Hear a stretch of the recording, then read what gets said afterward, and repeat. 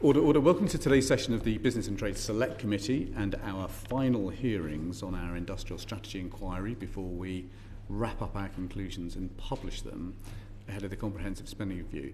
Andrew and Andrew, thank you very much indeed for joining us today to rattle through some questions about the way in which we use procurement to drive industrial strategy.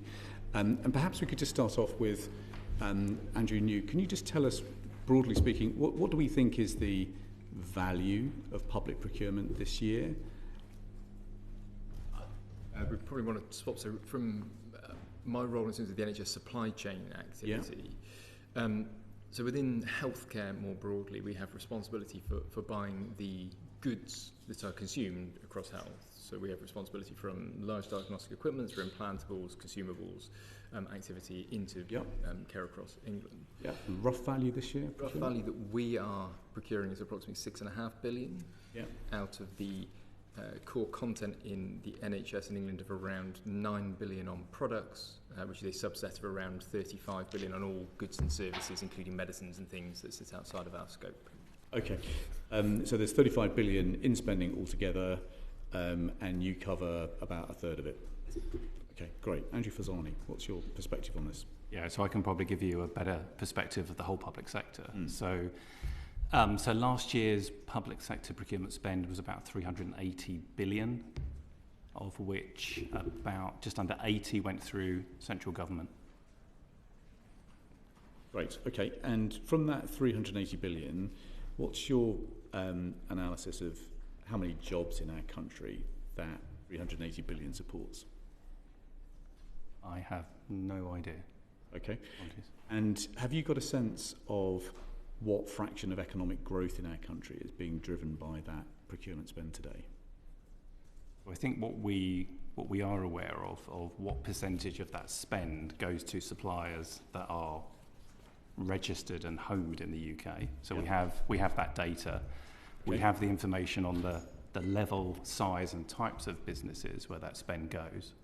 But I think some of the sectors might have that information share in terms of how directly does it correspond to economic growth. But that's, in my role as responsible for government commercial function, that's not information that I'm familiar with.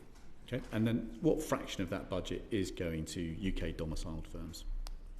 So it's about so from a central government perspective, it's about 90%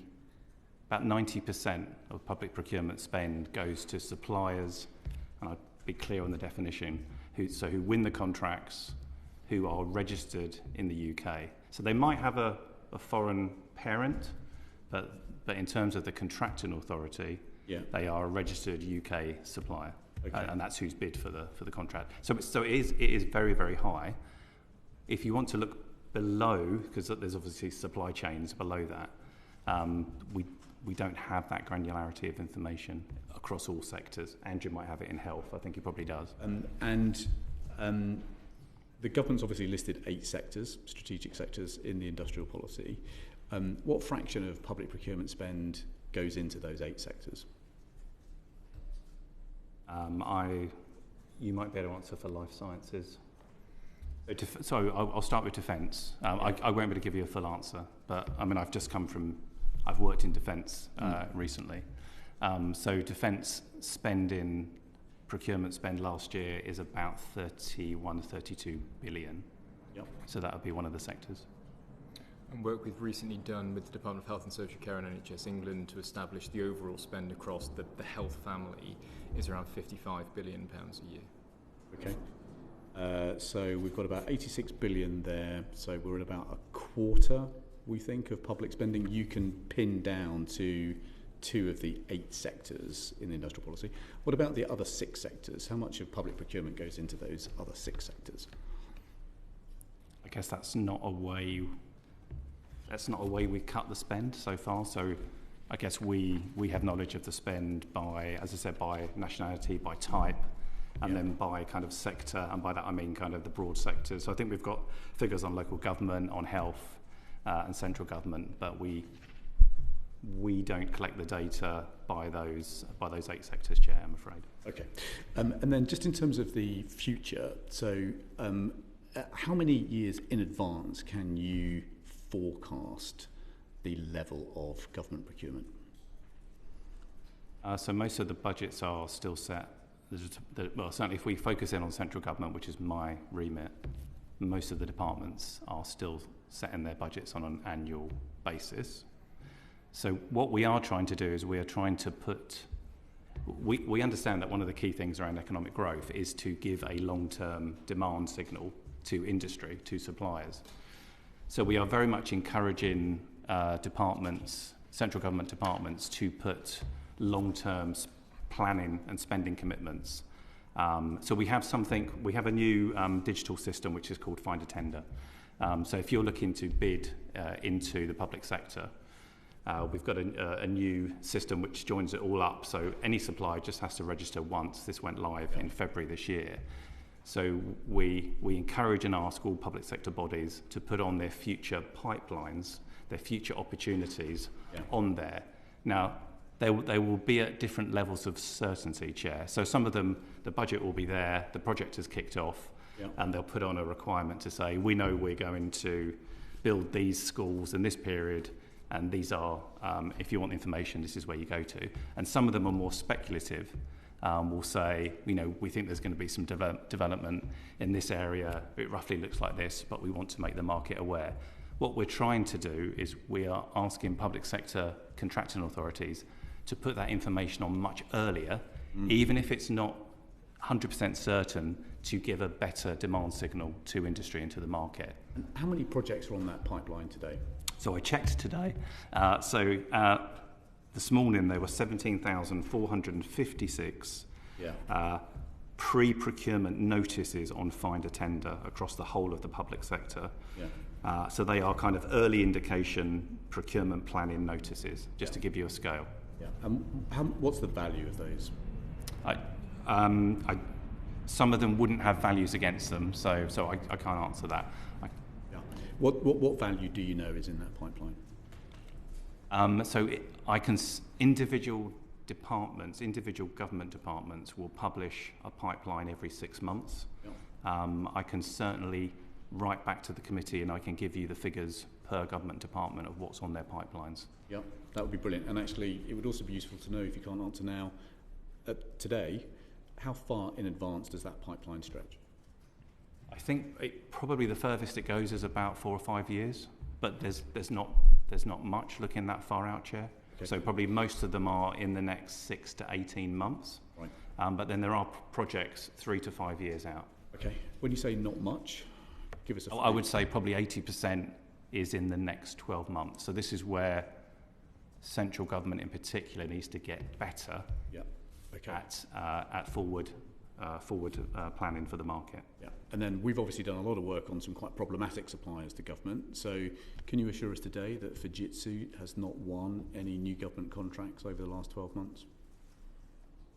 So Fujitsu are still working with government departments where we are relying on the continuation of some of the legacy IT systems they provide. Mm-hmm. So the reality is there are government departments who are running still very old IT systems where the option is either continue with Fujitsu or stop those services. So the departments are in different stages of reprocuring some of those legacy systems. So in the last 12 months, there have been extension contracts with some departments. Okay, what's the value of those contract extensions with Fujitsu specifically?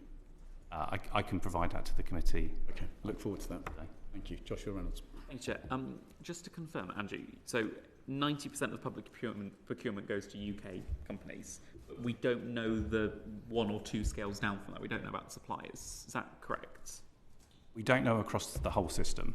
And obviously there are, if you take into account central government, local government, health, education, there are thousands and thousands of contracting authorities placing contracts that make up that 380 billion. For some areas, some departments, we do have supply chain information. We don't. So no. If we talk to a big business, a car manufacturer, they know who their suppliers are and they know all the sub-suppliers within that. If you talk to a grocery retailer, they have to be able to tell the government at any second where the tomato that makes up a bit of that ready meal came from, right the way back to who the bloke is that grew that tomato. But if we're talking about economic growth, developing and growing our economy, how can we talk about that if the government and the civil service have no idea really how many UK-based companies are in our supply chain and where we are today? So most of our organisations you can't compare to those that you've just listed. So they're not organisations that are funded or set up to have that level of supply chain management. There are exceptions to that. So Andrew, my colleague who runs NHS supply chain, does have that information because that's his job and that's the service he runs. There are lots of major government programmes that have that information. Some of the submarine defence contracts, they can go right down to a really low. So it's not that we don't have it at all. We have it in patches. We have it in areas where I guess we've got major programmes and there is the specialism. But no, we don't have it across 390 billion of public procurement spend. Okay. And how do we know who is, at the end of the day, supplying our goods? How do we know that we haven't got goods coming into public procurement that are supplied from countries that shouldn't be supplying the UK?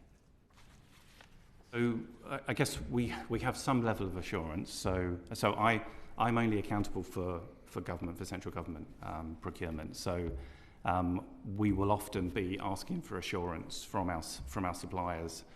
So certainly our big suppliers, our key strategic suppliers, they'll be very much aware of. So when we had the illegal invasion of Ukraine as an example, and sanctions was a policy, kind of straight away we looked for assurance through our supply chains across government for any kind of Russian content. Russian steel was an issue then. So there will be particular circumstances where we will go out and seek assurance around particular issues, and we will generally get that from a central government perspective. But I guess the system is huge, so there will be lots of areas where we can't give that assurance. Okay, Sonia Kumar. Thank you, Chair. I think what concerns me is sometimes with suppliers you've got monopoly of certain suppliers supplying, for instance, the NHS, and I know this as an NHS manager, and they will then supply all the healthcare products, and there's no competitive, review in any way possible. So if there's an SMEs or they want to get in, they just can't because they just don't have the ability to scale up as quick as you're saying. So when you say to me there is a sort of platform for a bid and there's only a certain amount of time that you can put one in, and it's not years in advance, this would be making a lot of the sort of smaller companies really at a disadvantage. How do you seem to break those down? I'll go with Andrew because of the NHS. So the contracting approach across the NHS is very much one of longer term cycles of creating framework agreements with multiple suppliers and then having further competitions to then select individual products for use across the NHS. And in some cases there may only be one supplier who can achieve the accreditation to achieve a position on the framework, in which case that initial competition sets the price for the rest of their contract. One of the benefits of the Procurement Act that came into power a month or so ago is, rather than being a fixed framework agreement that must last for a period of time with no refreshes in between, we now have new rights to refresh them more often and bring new suppliers in and give them a longer term view of demand. The NHS is slightly different than other parts of government because a lot of the things we do aren't project based. So of the £9.1 billion on medical devices and things, implantables are pretty consistently utilised every year. There's some change in the technology and some renewal of the technology, but we can predict there'll be £2.5 billion worth of stents and things that are consumed through major surgery. And there's approximately £1.8 billion of consumables, whether they're bandages and sutures and things that are consumed in operating a hospital, and around £600 million of food and hotel servicey type activity. The peaks and troughs really come through investments in new diagnostic equipment, upgrading new hospitals and those kind of things. So when we look at our pipeline, we can actually be very consistent on what the demand will look like year on year, both at the NHS supply chain level at around 68-69% of products flowing into the NHS, but also at the NHS level as a whole. And we manage that growth in between. So if supply chain moves to 75%, we know the NHS directly ordering things from suppliers will drop on the counter. So actually we give pretty good view of the demand into the future for those suppliers who regularly buy products from. Okay. Matt Weston.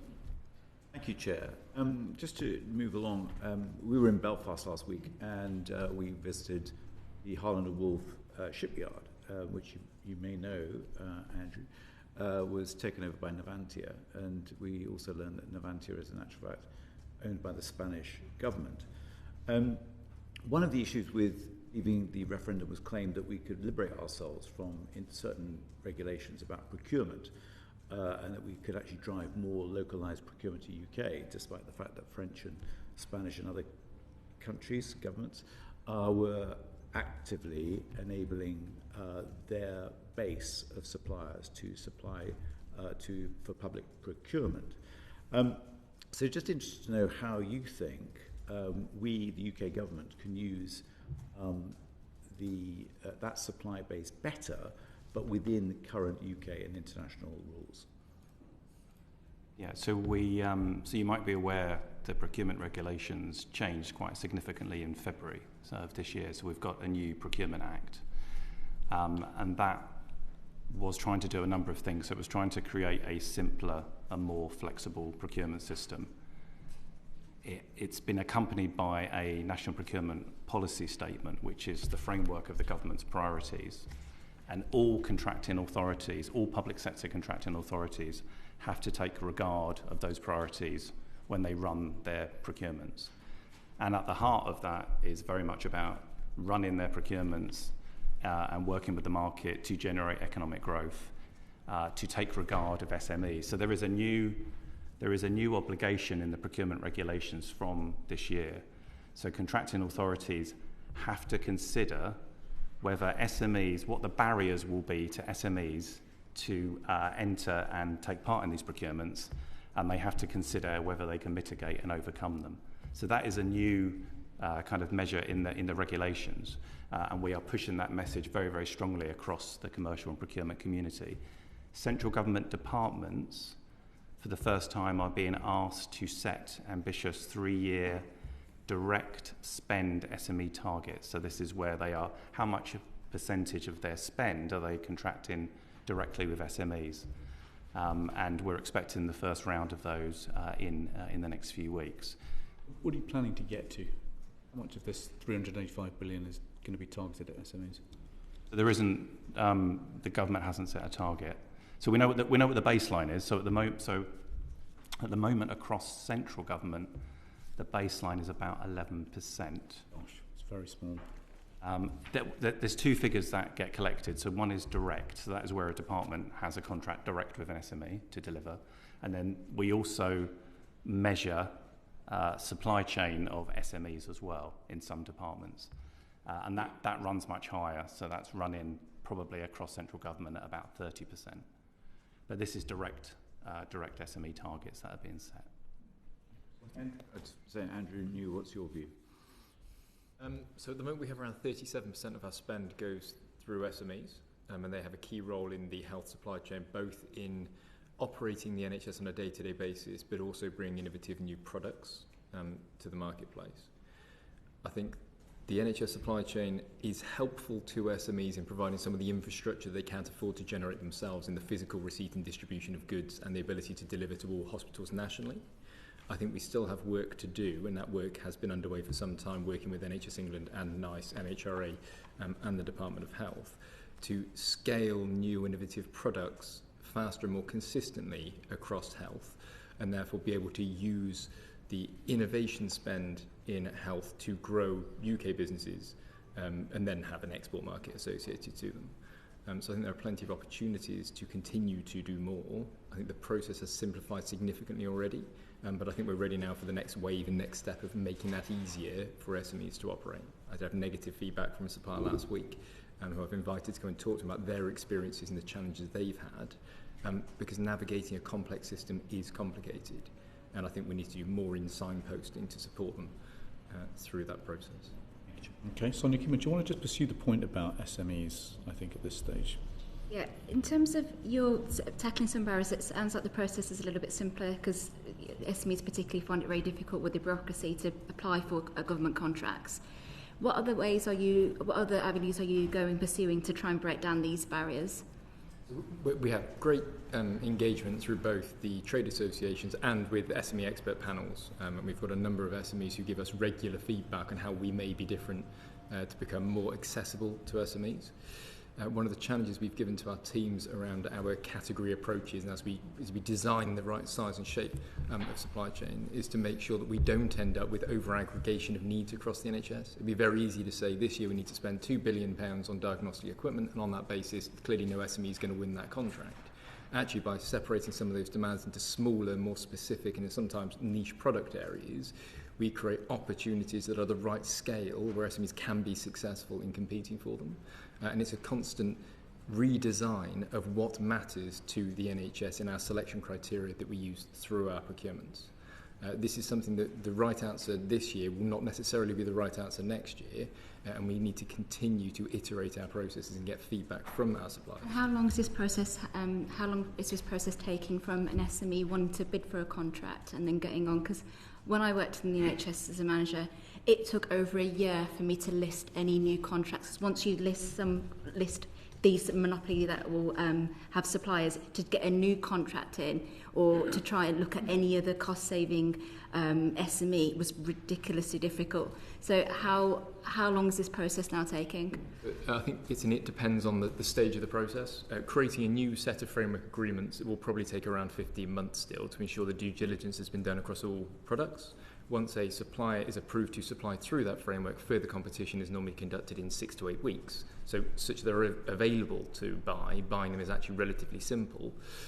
We try to avoid any direct award activity because we can't demonstrate the further competition and value for money activity, but that would be a faster process, but clearly comes with a compromise. This year we've implemented a new dynamic purchasing system which enables truly innovative products that are not available anywhere else to have access in around 3 to 5 weeks. So at the point in which NICE or MHRA or NHS England signal actually this is a product that we wish to be able to buy, we can actually complete that competition much, much faster to make it available for the clinical workforce. Can I give some more examples of some practical measures that we're doing across the whole system? So with the new Procurement Act, we've also given government departments the ability to reserve procurements for SMEs only if they wish to. I just want to check though, Andrew, have ministers given you a target for what fraction of public spending needs to go to SMEs or not? No, I mean, I think broadly all of the measures that we're talking about today is to provide an increase. But no, I think what will happen is when the individual departments come back with their targets, there will absolutely be a dialogue in terms of are they ambitious enough?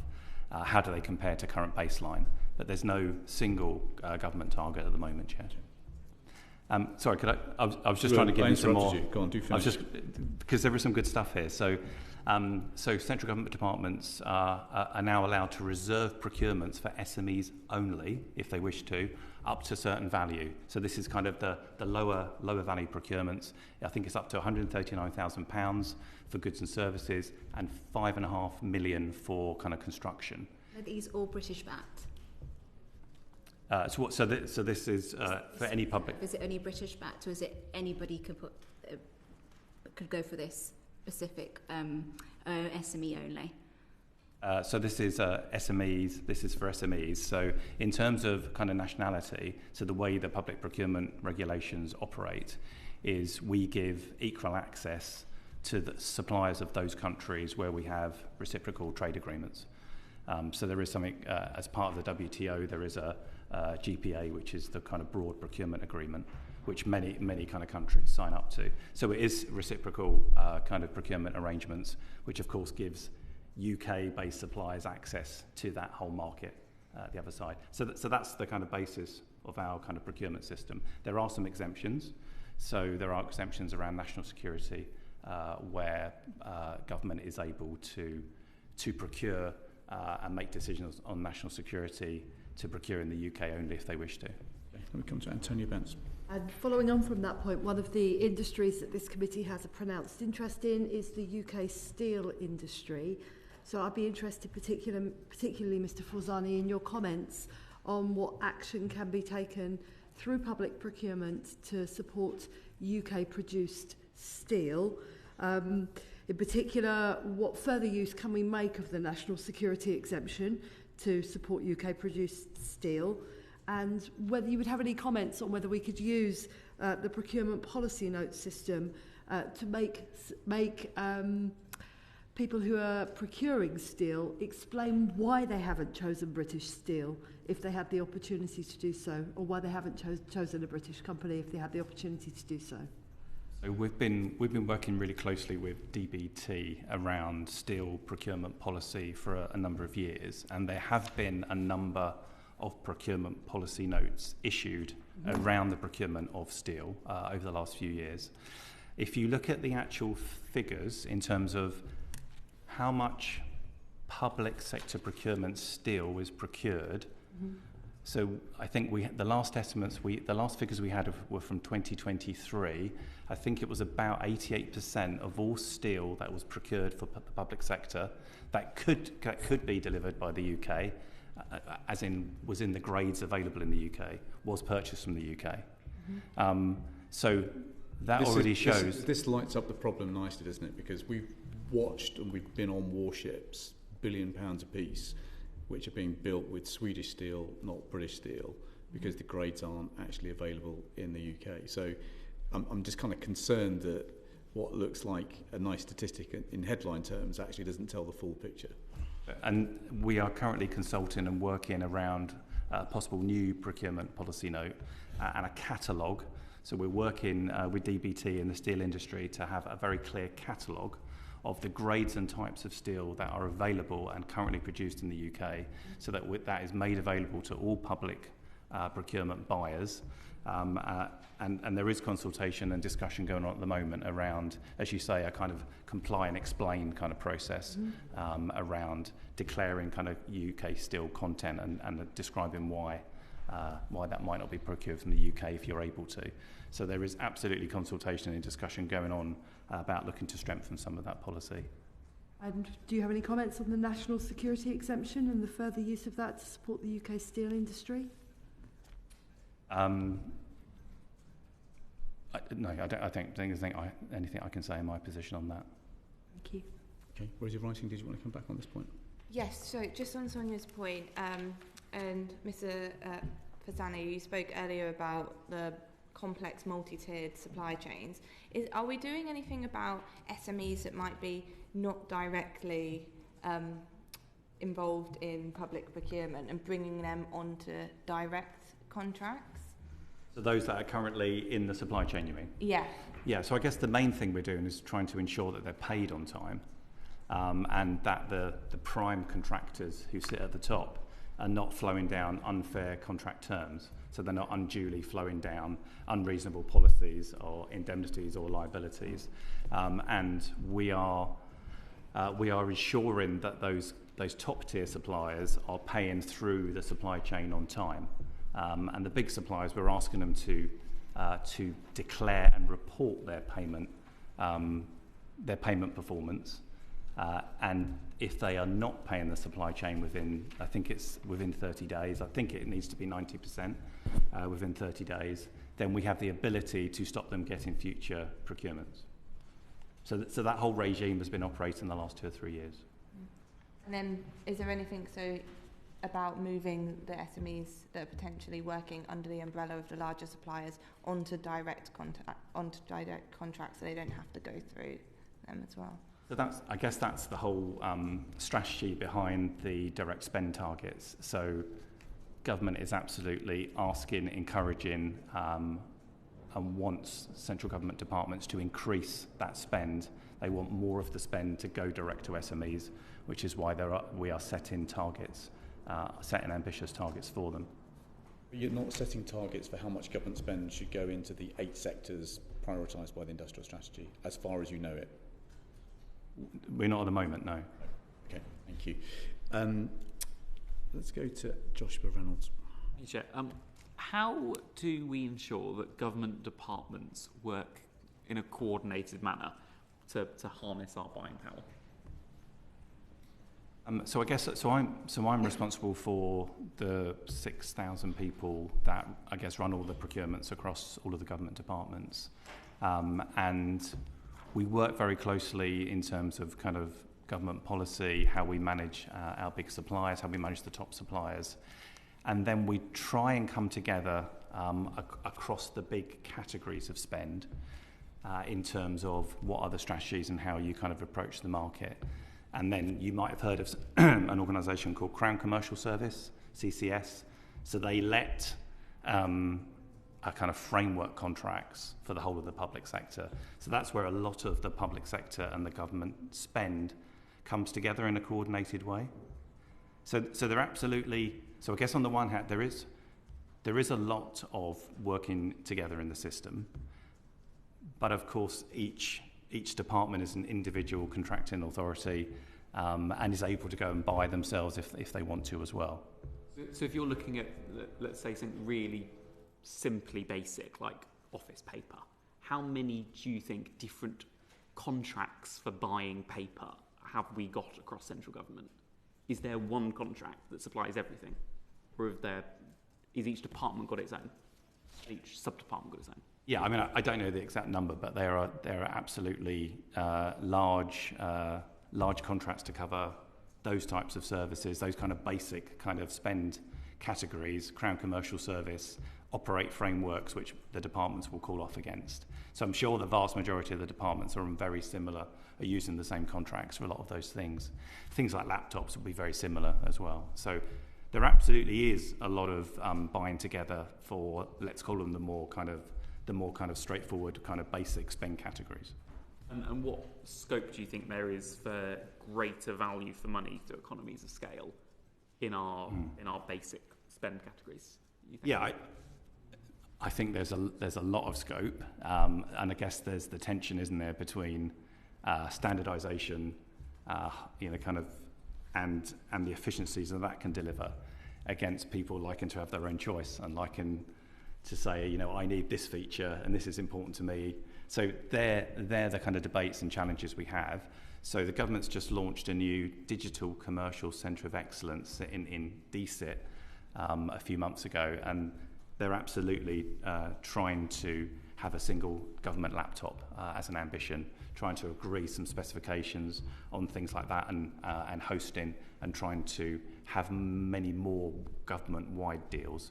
So that is the direction of travel. Now, you'll have thought about this because procurement people think about it all the time. But I mean, what is your estimate of the kind of efficiency that could be gained through better coordinated bulk buying across government?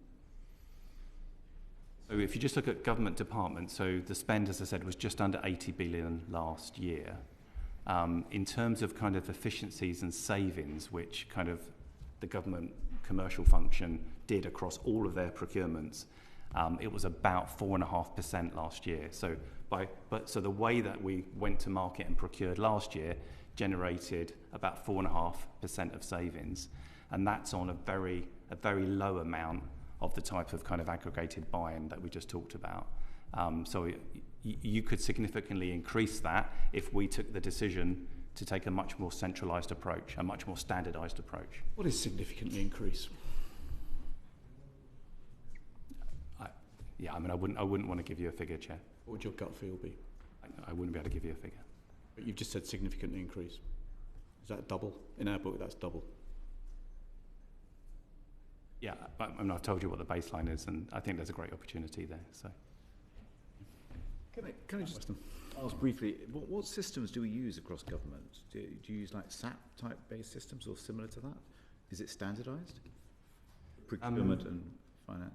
Yeah, so obviously there's a whole kind of shared services kind of system across government. So there are different clusters of they're called ERP systems, as you might be aware. So SAP and Oracle are the kind of core kind of systems that do a lot of our kind of procurement, HR, and kind of finance systems across the government departments.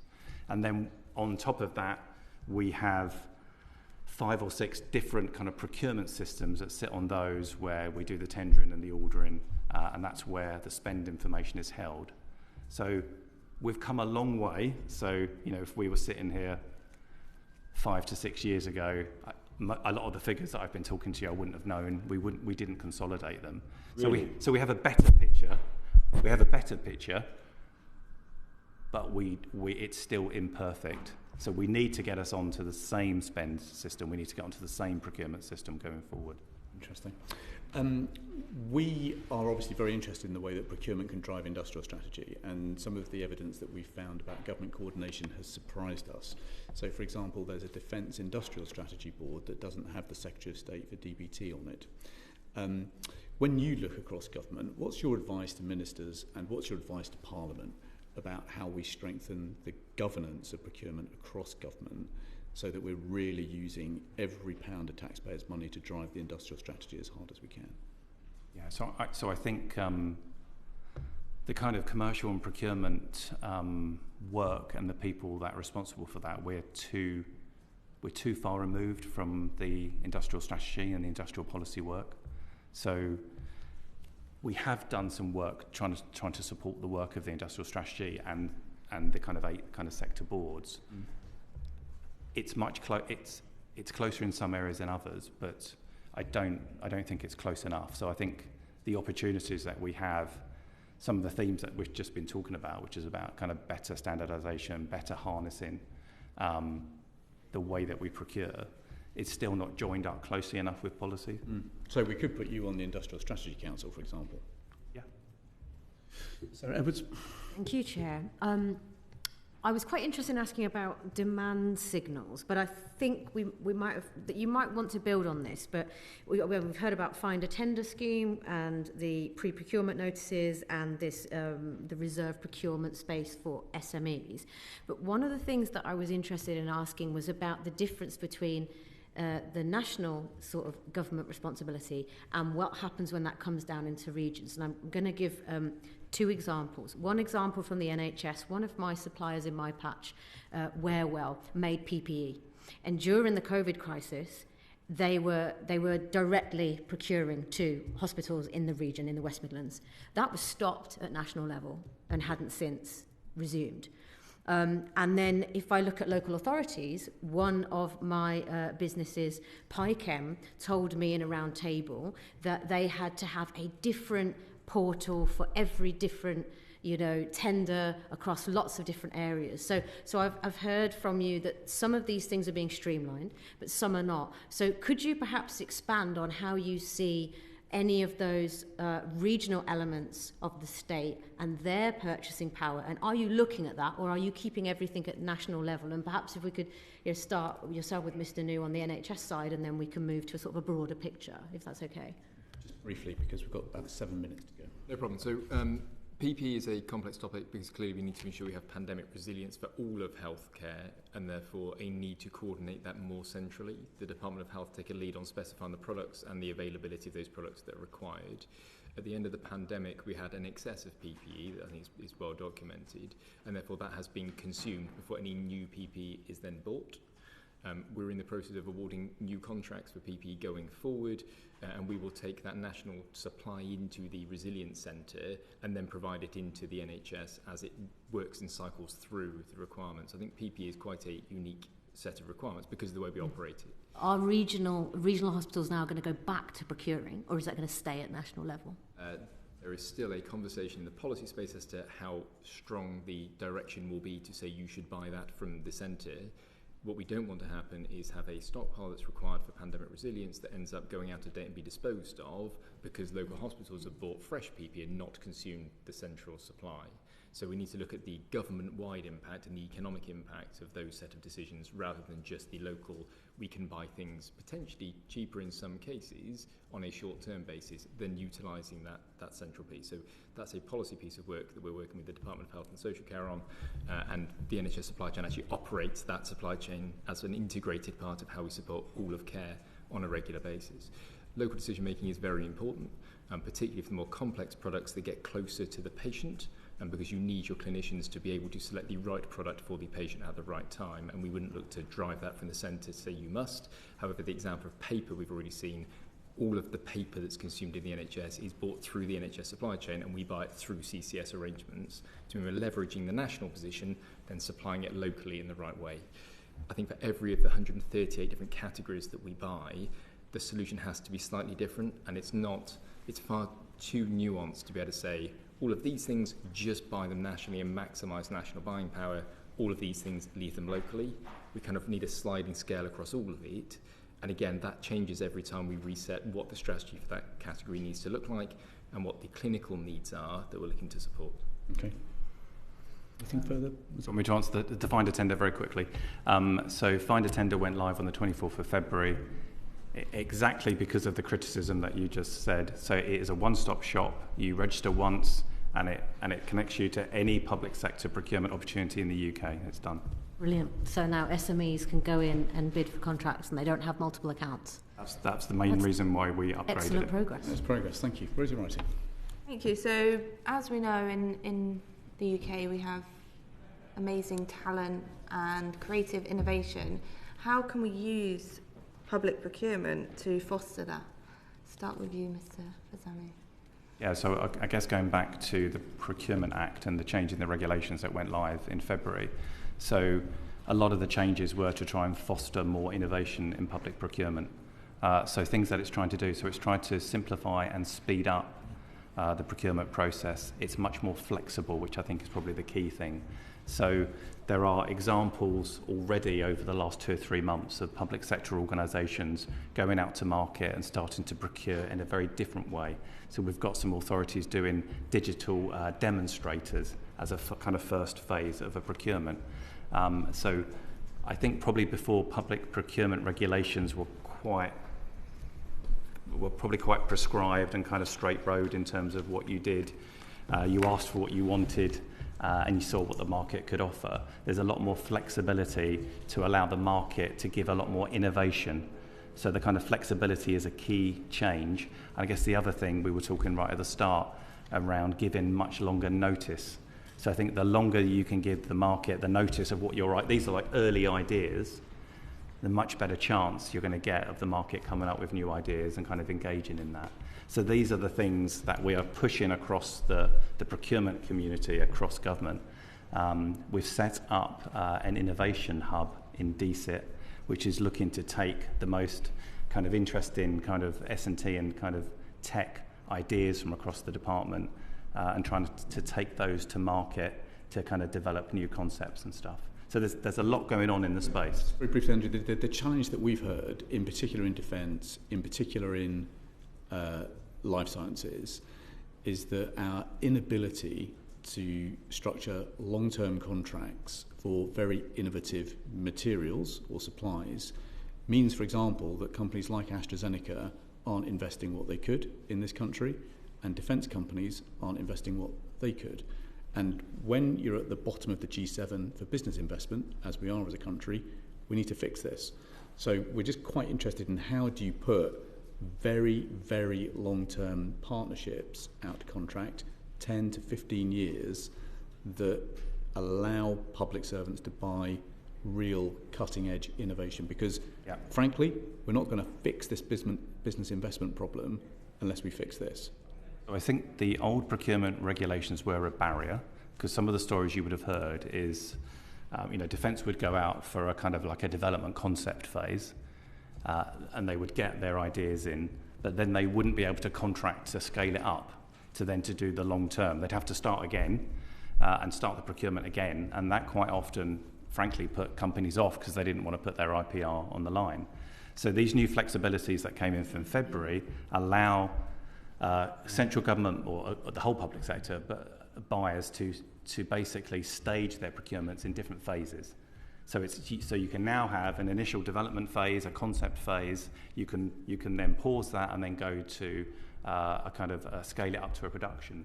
So it allows you to design public sector procurements that will allow you to go through all those stages of development up to a production and a long-term commitment if that's how you want to do it. The rules are flexible, but you've told us at the top of this meeting that only about 80% of the contracts on this pipeline go beyond 12 to 18 months. So there isn't a long-term demand signal for industry today.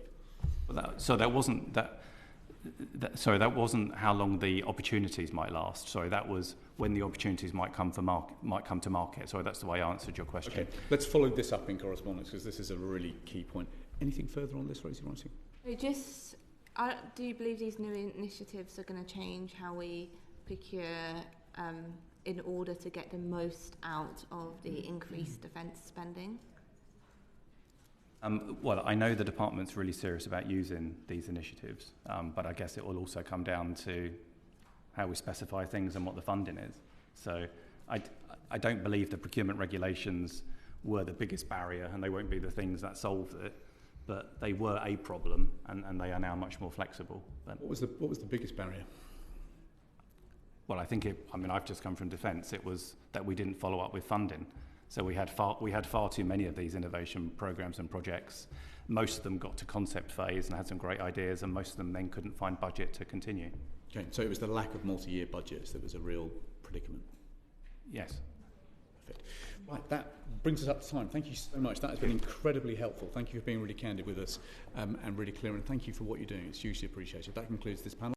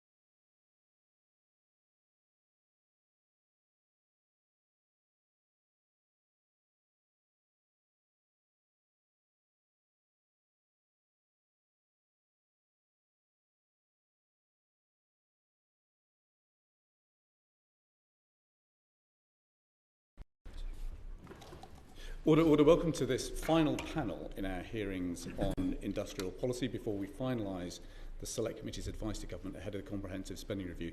Ministers and Secretary of State, thank you so much indeed for joining us. We're hugely grateful both for you coming together and for your time today. I know our time is limited, so we will be very brisk in the questioning, and we're very grateful for brisk answers. But Secretary of State, if I can just start off with a couple of issues that the Select Committee is wrestling with right now. When it comes to Marks and Spencer's, lots of us are quite worried about what's going on, along with the attacks on other retailers like the Co-op and Harrods. Are you concerned that these cyber attacks on UK retailers are part of a concerted criminal or state-backed campaign? And are you content that the agencies are supplying them with the advice and help that they need? Well, thank you, Chair. First of all, it's always a pleasure to be here with you on this committee. This is a very serious issue. I'd say it's a wake-up call for anyone who isn't aware of the scale of the threat that we face. Cybersecurity is not a luxury. It is a direct business issue with significant ramifications for consumers and for businesses themselves. I wouldn't want to attribute a wider agenda, which I don't think we need to speculate upon, but I would say there is extensive support provided to businesses. That's obviously on a fairly confidential basis, given the particular nature of the threats we are talking about. But if any business feels it isn't aware of the support from government on offer, or feels it needs more information in this area, they should come straight to our department where that would be available. But I can tell you across government, the scale of this threat and the seriousness of this threat is taken very seriously indeed. Do you think retailers have underappreciated the peril that they now confront? I wouldn't want to say that, because the key issue here is this unfortunately is seen as a fairly lucrative criminal activity, and therefore the innovation, the threat is always growing. When I talk to CEOs about it, it is something which they certainly are taking seriously, but we just can't underestimate the threat. But if I would share, it might be worth bringing in Minister Gustafsson, given her professional background, was in this area as well. Minister, you're content that the agencies like the National Cyber Security Centre are supplying what they need to supply to British retailers today? I think, in my historic experience, National Cyber Security Centre is a real asset of the UK and one that we should be incredibly proud of. And I think we've got, a lot of services that are there to sort of protect our nation, and a lot of them are operating sort of quietly in the background. But as the public face supporting our industry, they really are fantastic in terms of the quality of guidance and support that they are giving. And I think they're not something to be underestimated or taken for granted. Okay. And we're obviously also dealing with P&O today. We've had to write to them again because their accounts are 7 months late. Last year they filed their accounts 13 months late. Are you comfortable with P&O flouting UK company law in this way? And is our colleague Louise Haigh right to call them a rogue operator? Yeah, I wouldn't expect any company to abide by UK law, particularly regulations and corporate reporting requirements. There are sometimes reasons for that, which I will take up with Companies House. I wouldn't want to call any company a rogue operator based on that issue alone. I would say in relation to some of the understandable high-profile media coverage at around about the time of the investment summit, I am confident from conversations I've had with that company that they understand this government's agenda about respect and dignity for workers being a crucial part of the economic mission that underpins everything this government does, and they can sign up to that and they accept that, and I can work with them on that basis. Okay, thank you. John Cooper. Thank you, Chairman. Secretary of State, thank you very much for your time. You're a busy man at the moment. Your government's clearly set out its target for the fastest growth in the G7, but the forecasts indicate that you're trailing there. Multiple reasons for that. I assume we talk about headwinds. It does look like a full force gale for businesses at the moment. Things like national insurance contributions, energy costs are all making things very, very difficult. The forthcoming industrial strategy, how much of a part can that play in closing the gap between where we are and where you want us to be? Well, thank you, John. Yes, it has been a busy time, but the industrial strategy is a fundamentally important piece of work to us and to the government. I am unremittingly optimistic about the UK. And I am optimistic not based on sentiment or the brilliant visits and people I get to speak to every day. I'm optimistic because of what I see as the hard-headed opportunities available to us.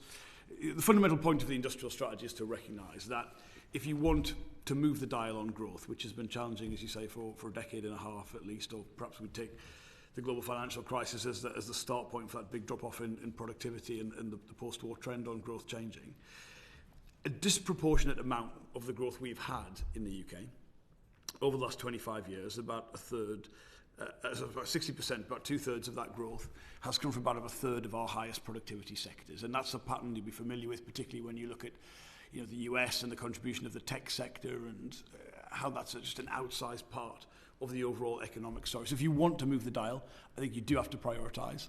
I do think what we are trying to do has never been done for many decades in the UK, which is a genuine cross-government approach to industrial strategy, not just the business department, but colleagues here and colleagues across government.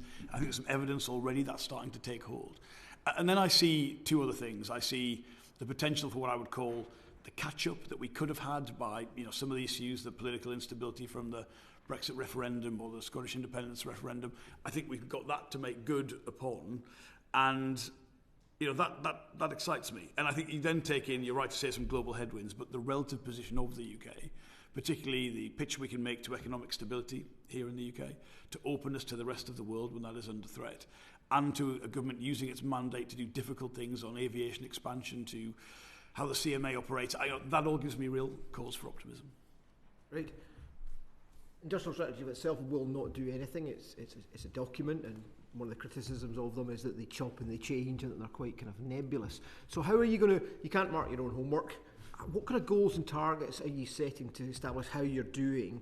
And have you set specific goals in certain areas, for instance, productivity, wages? Regional inequality is a big issue. You have vast variations in effectively GDP from different areas around the UK. What kind of areas are you looking at, and how are you going to benchmark those?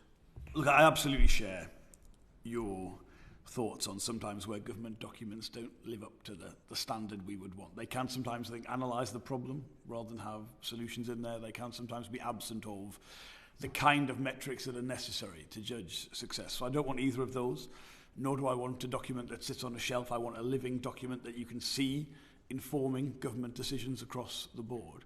So first of all, that is what we're seeking to do. I think it's quite interesting if you look this week at the decisions around the immigration white paper that uses the industrial strategy that we've already got in the public domain in terms of the analysis that sits behind the sectors to inform decisions. I can't think we've seen anything like that, to be honest, for a while. So you're seeing that joined up government approach already in action. It will have metrics in there. I mean, I've talked to you all before. The thing that I am most interested in is business investment. I think at the heart of our problem is low levels of public and private investment, and that is what we've got to seek to address as part of that. And of course, some of the institutions that have played already a really big role in shaping the strategy are designed to be there for the long term. So the Industrial Strategy Council, I think, is doing a brilliant job on the issues it's looking at, on the authority it brings to it, on the expertise that it brings to it. Ultimately, who marks the homework, the homework is marked by our economic success. And even in the challenging global environment that we are in, I think there is again cause for optimism if we get this right. Okay. So when you think about the growth that is forecast in the next 2 to 3 years, have you got a sense of what fraction of that growth is going to come from the industrial strategy? No, I wouldn't allocate a sort of percentage fraction to that, but I think it is fundamental to addressing the weaknesses that we're all familiar with, those low levels of investment, productivity problems, the need quite rightly to address. The fact that the growth mission's central message gets a lot of attention, highest growth in the G7, but the other part of the sentence, which is in a way that benefits every part of the UK, I don't think gets quite the same attention. So I wouldn't sort of give a technical measure of it, Chair, but I would absolutely say that it is fundamental to that growth mission. Thank you. Antonia Bance. Thank you, Chair. Again, to the Business Secretary. When we saw the Chair of the Industrial Strategy Council, at a point when she was very newly appointed, I would say, she was clear that it wasn't to be her job to protect good jobs in existing industries that were experiencing crisis, but that could continue to thrive. We all know that the industrial strategy will, of course, be judged on whether it preserves good jobs as well as fostering new ones. So what is the balance for success of the industrial strategy between keeping the good jobs in Britain's industries that we have now and bringing on board new ones in the industries of the future? Yeah, really interesting question, Antonia. So first of all, the industrial strategy is based on an analysis of the sectors and the subsectors that have the biggest and greatest growth opportunity for the UK. I think one of the things that has changed since we began this work is obviously there's significant changes to the global trading environment, and there's much more, I think, of an interest around the world in how we defend and protect jobs and industries in that time. The core mission of the industrial strategy has not changed, but I think what is interesting to point out to the committee is if you were to take a sector most exposed to those changes in the global trading environment, so automotive, the kind of things they need to get through this difficult period are the same things they need in terms of their continued long-term success. So action on the ZEF mandate, energy costs, skills, access to key markets around the world, all of which we've been working pretty hard on in the last few weeks in order to deliver it. The sectors chosen, which is obviously very much an empirical, evidence-led process, do cover things that we're great at present, and we obviously seek to preserve. I wouldn't want that to be seen as a defensive set of proposals. We want innovation. We want dynamism. There's quite a lot of evidence that the fall-off in productivity is partly down to a reduction in dynamism within sectors where we would want the strongest firms to be challenging, to getting greater market share, to leading in those areas. But I do think the recognition of, for instance, our brilliant preeminence in financial services, in professional and business services, in advanced manufacturing, reflects already sectors where most people would say there are good jobs, but where we simply can't be complacent. So it's maybe not as straightforward as a balance between new jobs and preserving where we are. It's an analysis where our strengths are, where there's opportunities, and how government policy has to work to maintain both of those things. Yet, I'm sure you would accept that if we see further significant industrial withdrawals from the UK, that will be seen as a verdict on the success of our industrial strategy. It's important you choose the right metrics on that. I mean, where you have difficult news, so, it's very much in the public domain that I from the beginning of government was very concerned about, say, the ZEV mandate and the relative position I felt that put our manufacturing industry in the UK. I thought that, we cannot, to my mind, meet our aspirations on the electric vehicle transition by importing vehicles. It matters very much to this government. We're making those in the UK. So yes, in that sense, that news around the automotive sector is something I am very, very sensitive to. But I do think sometimes in the reporting of economic data and economic stories, we have to accept that what we would want are UK businesses that are leading in terms of the products they make, the sales, the prosperity, the revenue, the jobs that they provide, and that we want fierce competition within those sectors. We want the very best players, the most efficient people leading, and that sometimes has consequences for other parts of industry who are not living up to that standard. So it's very important we judge what is actually happening in the economy. But yes, for the sectors that we have chosen, I would want the story to be about new investments, new opportunities, continued British strength, and the promotion into new markets as well. Quicker Poynton? Just taking on further, you talked about the sectors, and that's obviously the way the document is currently structured. A number of people who have sat in the chair where you are now have come and said to us and said, actually, there should be a more a grand challenge approach, and that's something other international countries have done. We've done in the past in the UK. Is that something you're thinking about for the next iteration? And if not, why not? I'm familiar with that literature, and I've read it too, and I'm interested in it. I think if you think about what government needs to do and to organise to have an effective industrial strategy, and Chair, I believe every government has an industrial strategy, whether they say they have one or not. They often have one by default, and that can sometimes be in a negative position. But you need to have something which is very clear in looking at the sectors where the opportunities are greatest, where you can coordinate policy across different government departments from, where you can respect the way we do government in the UK with different equities in different departments, but have that kind of cross-governmental analysis that other departments can link into to do it. And I'm not entirely sure in practical terms what's the difference between a grand challenge and a set of economic objectives, because, to me, turning around the poor growth story of the last 15 years is a grand challenge in itself. Addressing the problems of productivity or leading on clean energy 2030 in the way that the jobs and opportunities are here in the UK, that is a grand challenge. So maybe some of the difference is a sort of semantic one in how that is done. But I am really confident from the work I've seen so far that our approach to this is the right approach in terms of outside experts, independent bodies, rigorous analysis underpinning it, and then all government departments working consistently to that plan. Okay. Sarah Edwards. Thank you, Chair. Thank you very much for coming. Minister Reynolds, we heard last month on this committee that energy prices that businesses pay are 60% higher than the EU average, and in some cases twice as much. We've heard from Steel, we've heard from Nissan that their Sunderland plant pays more for its energy than any other Nissan plant in the world, and in Staffordshire, ceramics are on their knees. So the cost of doing business in the UK is hampering business growth and stalling investment, and energy prices are cited constantly to this committee as a real problem.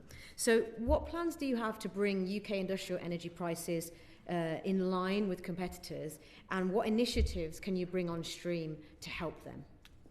So I would say, sir, I am... it might make me sound a little bit odd, obsessed by industrial energy prices. And that is partly from the work... We're quite pleased to hear that. So we are very pleased to hear that.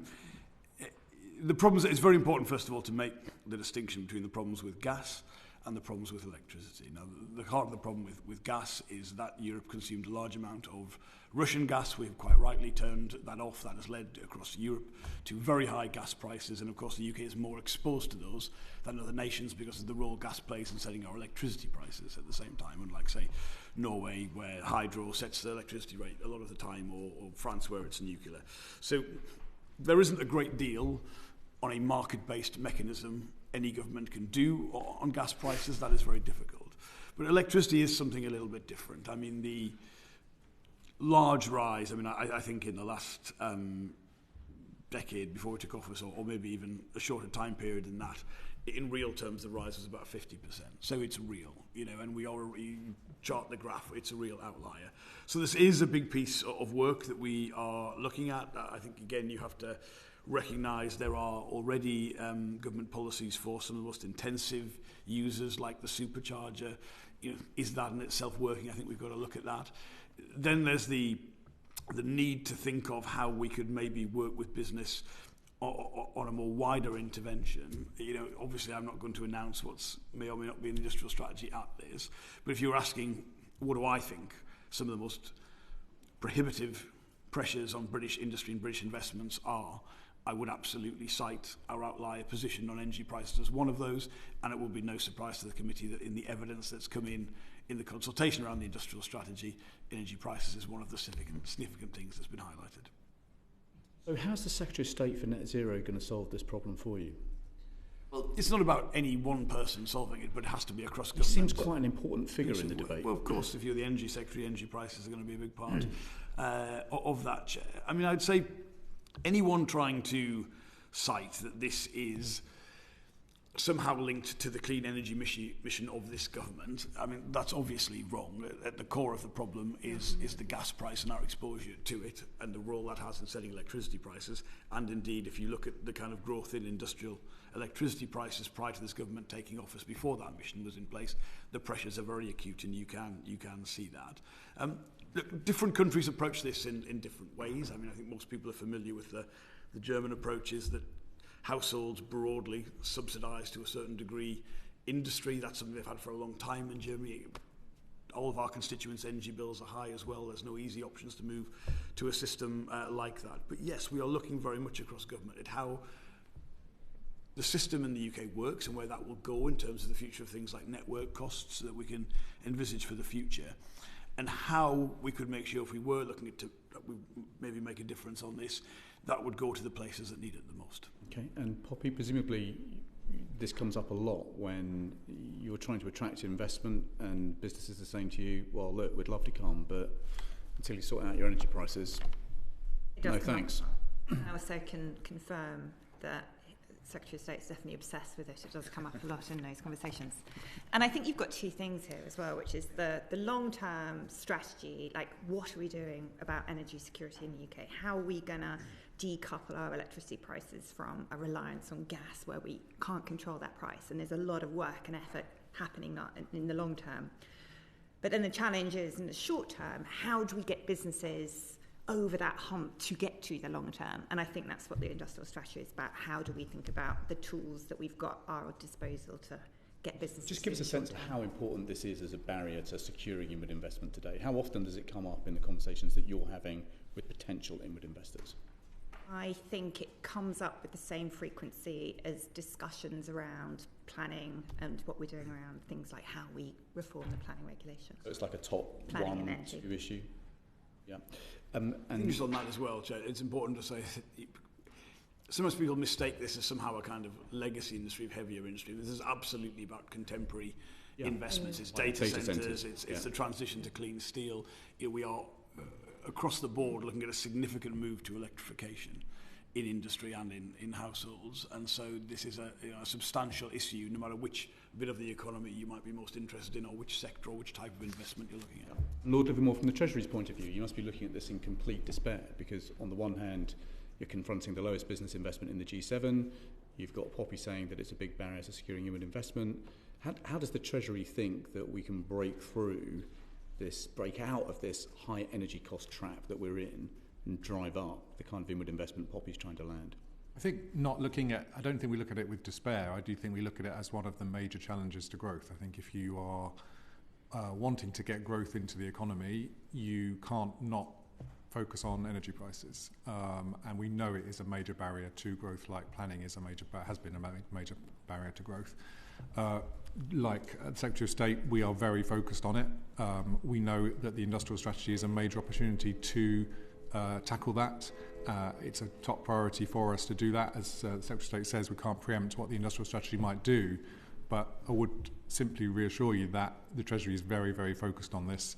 As we are across the growth mission, we know it is one of the major barriers to growth, and we know it's something that we need to deal with.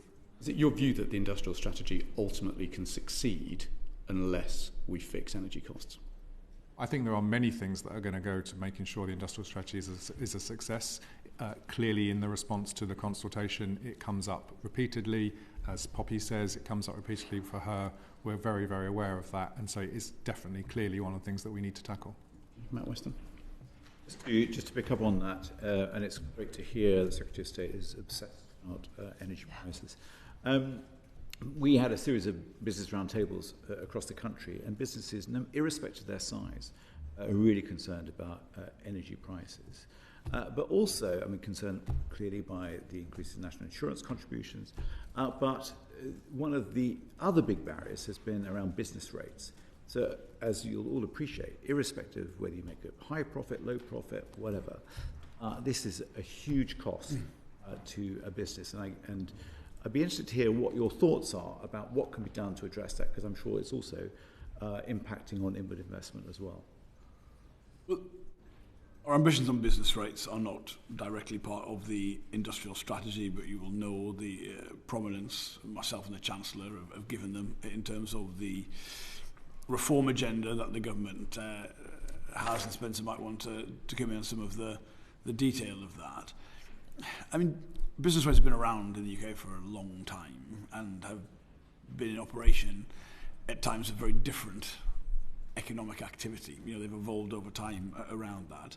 I think the priority for us, to be frank, is the impact on retail, hospitality and leisure, and the need for a long-term settlement on business rates in that area. It does come up in relation to the industrial strategy sectors, advanced manufacturing as part of that. Not as much for that sector as things like energy or skills or regulation would as part of that. But if you think about the industrial strategy's ambitions to, first of all, make that pitch on the overall business environment and what needs to change on that, and then on the sectors that have been highlighted and have sector plans to coordinate it. I would put business rates in that broader business environment of things that we're all aware of that need a long-term set of reforms and settlement to. Baroness Gustafsson, are you finding investors, certainly global corporates, are saying, look at energy prices, look at business rates, there's like a 60-70% premium on both, really, for the UK? They talk about the regulatory environment, they talk about energy prices. Business rates doesn't come up. It's not even in third place about what comes up. I don't think it's one that sort of reaches maybe a handful of times in the conversations that I've been having since I've been here. What they are really hungry for is clarity. They want to know what the numbers are going to be. They want to know that government is applying consistent policy. They want to be able to do horizon scanning and know what's coming in the future. And for me, that's what the industrial strategy really provides, is government saying, these are sectors that are really important to us. This is us showing the tools that are available to support your industry, and these are what our plans are, which then allows the investor to plan. They just don't want any surprises. I would say broadly that the tax position of the UK is an attractive one in terms of the story that people would be looking at. Obviously lowest corporation tax in the G7. The concerns, as Poppy says, are far less in that area. They are about some of these very practical, granular issues on energy and skills that the consultation has absolutely highlighted as areas people want to see action on. Okay. Sure, Reynolds. Chair, Secretary of State, you've said that you're a bit of an obsessive about electricity prices, and obviously we all know electricity and gas prices are linked, but you'll know as an obsessive that 30-ish% of the UK electricity is wind generated. That's not reliant on any price of gas at all. So what conversations and how many times have you mentioned it to the Secretary of State for Net Zero that we could just decouple those prices and electricity prices will come down to be able to better serve and tick off that highest thing on your to-do list? Well, I've heard that pitched, and it's not sadly as simple as that. You will know that the reason gas plays such a role in our system is it's the last marginal form of production that then sets the price for the rest of the system. And of course the contracts for difference that most of the offshore wind operate on set on a strike price that in itself has been set in relation to the market rate, which would be set by gas prices. So the idea you can just change that, decide to pay a different rate, that is sadly not how it works. As Poppy has said, the long-term position for the UK is a really exciting one, because we'll have such a renewable energy base. We will hopefully have days where we'll be setting the price for the whole system in a different way. Long-term strategy is fantastic. Yeah. It doesn't stop businesses that are closing every single day because they can't afford to keep the lights on. So how are you going to short-term stop businesses from closing down because they can't afford to trade because of electricity? Exactly. That's why in the industrial strategy which looks at some of those real barriers to business activity, business investment and growth. We have to address the barriers to that, and that's why energy is a big part of the focus of the work that we're doing. You're confident the industrial strategy will set out a roadmap for bringing industrial energy prices down? I can't preempt the decisions that we are making because they're linked to the spending review, but I can tell you it is an area of considerable government activity. Sounds like that's your ambition. I want the UK to be in the most competitive position possible, and logically you can extrapolate from that. I want the barriers that businesses tell me to be addressed as part of that. You know, colleagues will be aware, government, especially when you're trying to do something as ambitious as this and address across the whole government machine some of these big barriers, you have to work with colleagues, there's limited resources, you have to compromise and try and deliver on your goals, but recognise it's not as straightforward, sadly. It's just making a decision in one area or another. But I think what we have got the opportunity to do in this, through the work that we're doing, is actually find a way to address those as a team, in a way which I don't think, I've certainly never observed as a Member of Parliament, the level of integration and interdepartmental working, and this panel of colleagues is representative of that. I've never seen really before, even when the UK briefly had an industrial strategy under Greg Clark, which I said is a good piece of work. I've never seen that joined-up approach to trying to deliver on this that I do believe that we have here in this government. Growth is number one mission, and we've just clarified today that energy costs are the number one or two issue to delivering that, then presumably we could hope that we're going to see a pretty bold plan on energy costs in the industrial strategy. Again, my ambition would be to meet what we've had revealed in the consultation in terms of those barriers to the kind of activity we need more of in the UK. Matt Weston. Secretary of State, you were talking earlier about better cross-government interdepartmental working, but some of the important sectors like the automotive industry have been very concerned really about the regulation, disjointed regulations holding the back. And of course, you'll be more than aware of issues between your department and that of DFT, where one seemed to be saying or doing one thing and another pulling in a different direction. So how are you going to better join up government and how it works with regulators not to hold these sectors back?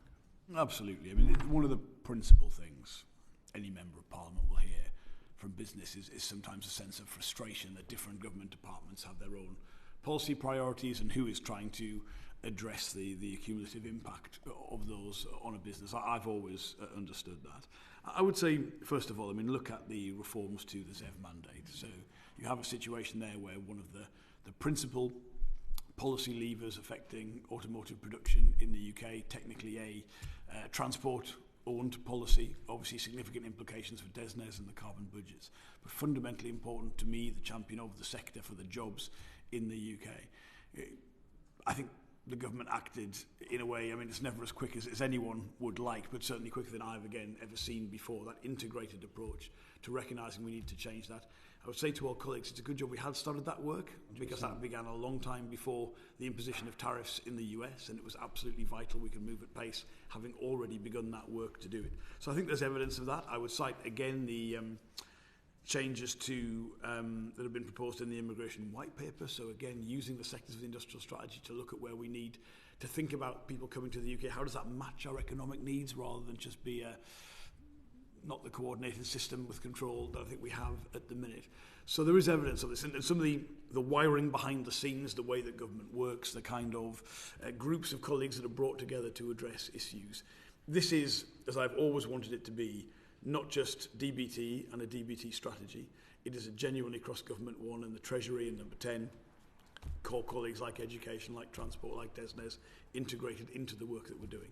Just to run into it for a moment, you'll know very well that the industry was very frustrated, the automotive industry was very frustrated, really by DFT being in a very entrenched position. So who is the arbiter in that case, and how can we make these departments work really across government better? Is it more of a role for Cabinet Office, or is it simply number 10? And that is the role that Cabinet Office plays, where you have it. But I would say, if you take, for instance, the changes to the ZEV mandate, there was not political disagreement genuinely across government in terms of what we were trying to do.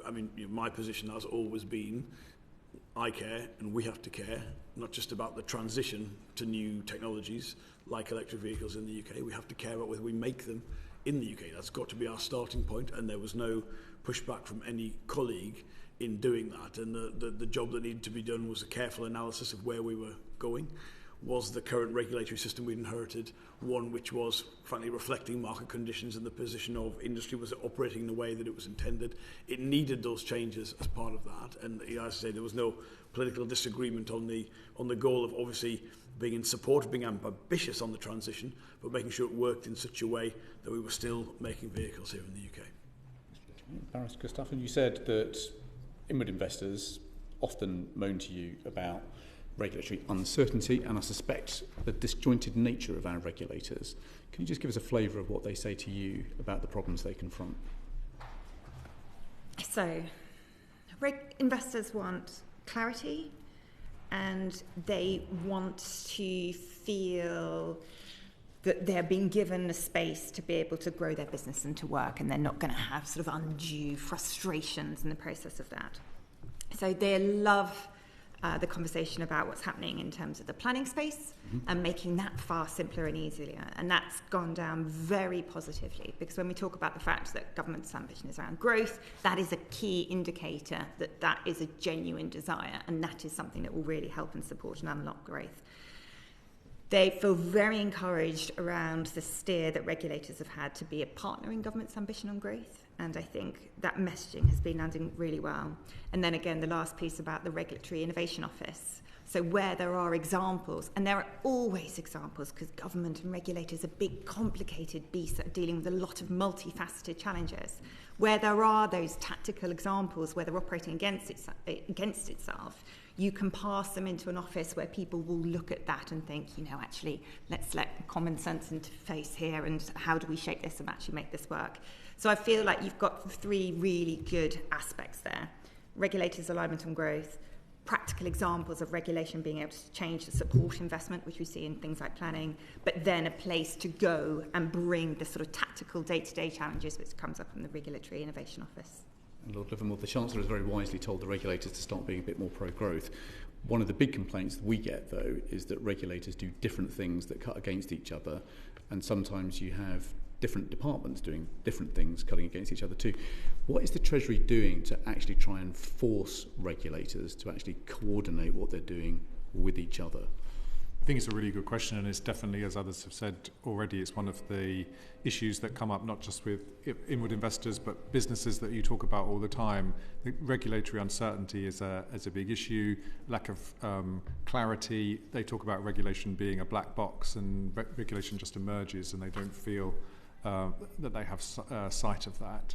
We've had, with the Chancellor, several roundtables with regulators talking to them about these issues. We've launched the Regulation Action Plan, and I think a key part of that is having a one lead regulator model, so that you don't have multiple regulators, as you say, overlapping and giving conflicting views, but you have a lead regulator that is going to take the lead on that piece of regulation. So that's an agenda that we want to take further as we implement that Regulation Action Plan. That's something that we'll be looking at very closely. Just for our information, is that being driven forward by the Regulatory Innovation Office, or is that being driven forward by Treasury, or who is the Minister kind of on point for making this happen?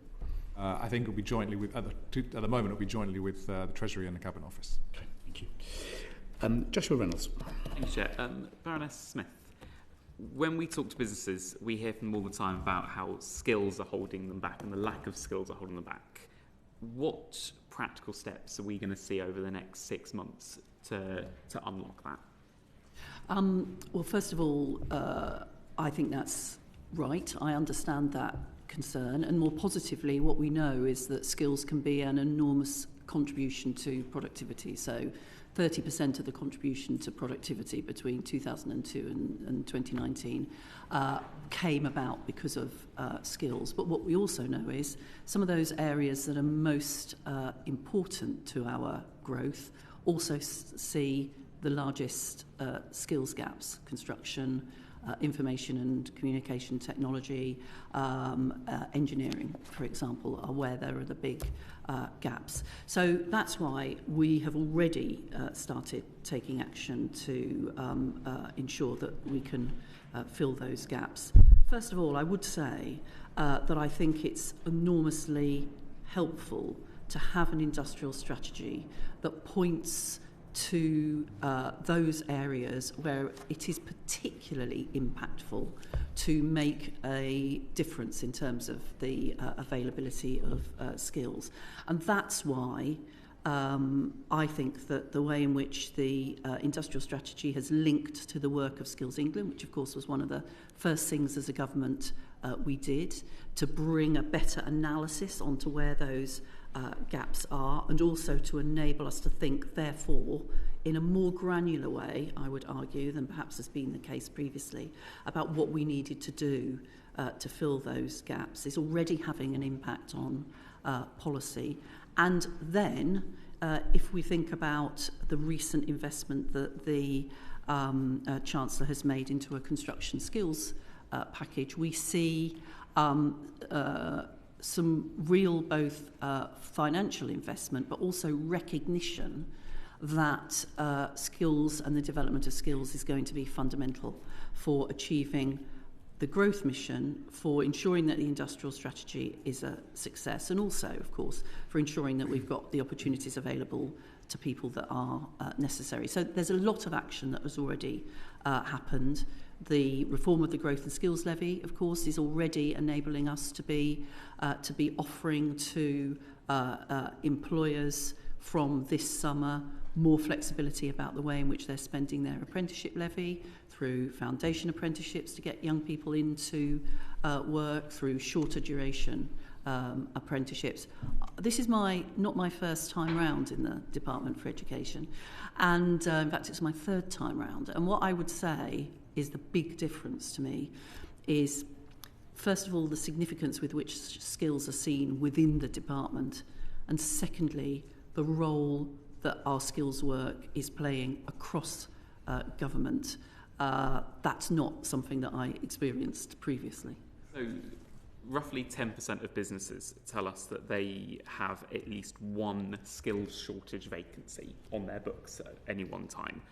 How much do you think we're missing out on in terms of economic growth and GDP as a result of that? And how much are we going to be making up in the next year as a result of the steps you've outlined?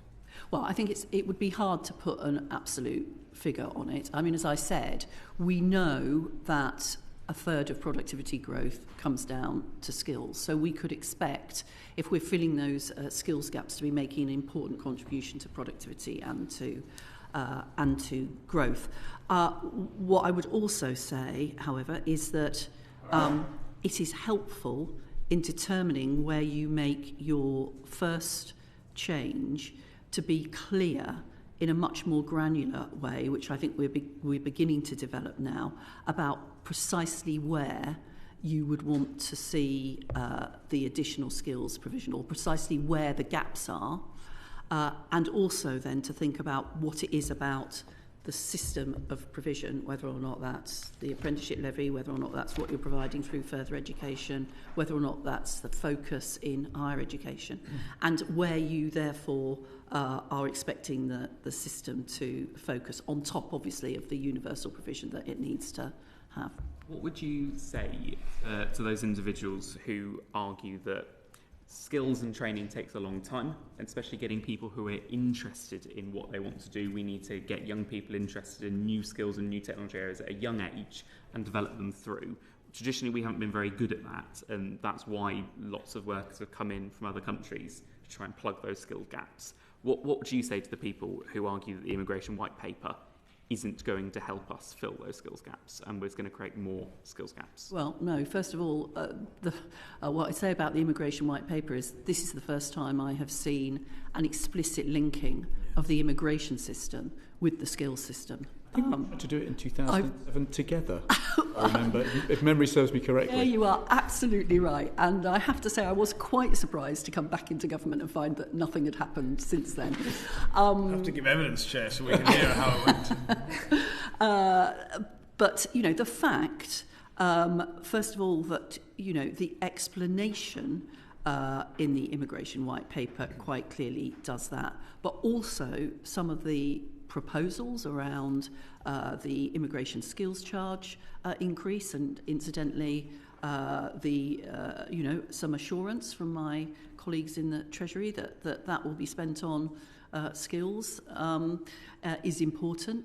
The recognition that we will explore conditionality for employers so that there is an incentive for employers to invest in skills for domestic workers as opposed to instantly turning to importing labour. That's a very, very important shift, and it's important symbolically, but practically in terms of the provisions in there as well. It's important. Antonia Pence.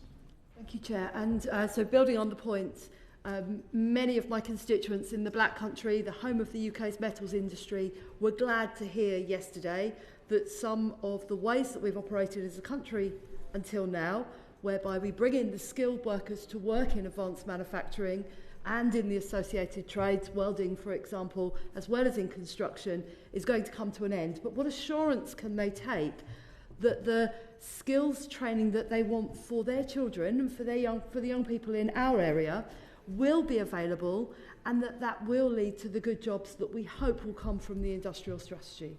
Well, firstly, some of the things that I've already talked about, the fact that we have already begun in the Growth and Skills Levy to make that more flexible to enable employers to get access to the skills that they need in a way that is more accessible. And just to come back to the points made, one of the points made previously, there is a challenge in terms of how quickly people can access training and become upskilled. And that's why I think, the development of boot camps, which we as a government have supported, are not lengthy qualifications. They are much shorter qualifications that enable quick upskilling of people who are in work.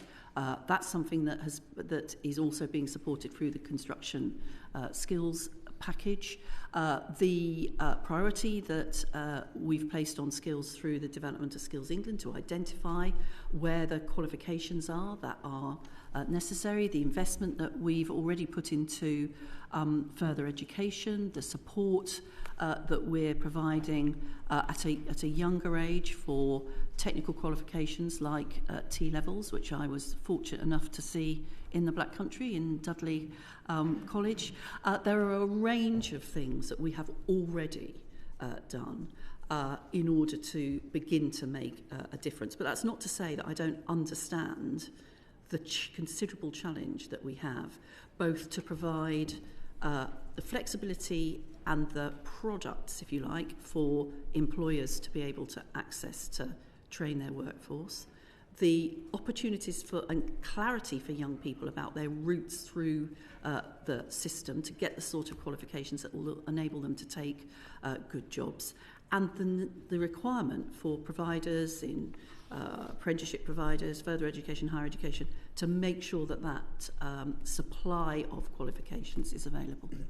And do you think, so Skills in England, a new body set up within the Department for Education, there has been some question about whether it will have the convening power, the ability to direct provision in the way that is needed, and that sense across government of being able to push the agenda that is going to be set out in the industrial strategy. Do you think it's going to have enough power and enough ability to direct the provision going forwards? Well, yes, I do. First of all, this set up within the Department for Education, it is an executive agency. I think you can see from the people that we have appointed as the chair, Phil Smith, as the vice chair, Sir David Bell, that these are people who have got an enormous amount of experience, in the case of Phil, both as an employer and also in digital skills in particular, but a range of areas there. And that Skills England is already both engaging across government and engaging with the sector to bring coherence to the skills system, which hasn't existed previously. I don't think, frankly, and I've talked to him about it, I don't think Phil Smith has taken on this role because he thinks he's going to be, great though they are, an additional civil servant. I think he's taken this role on because he thinks there is a real opportunity for Skills England to make a difference.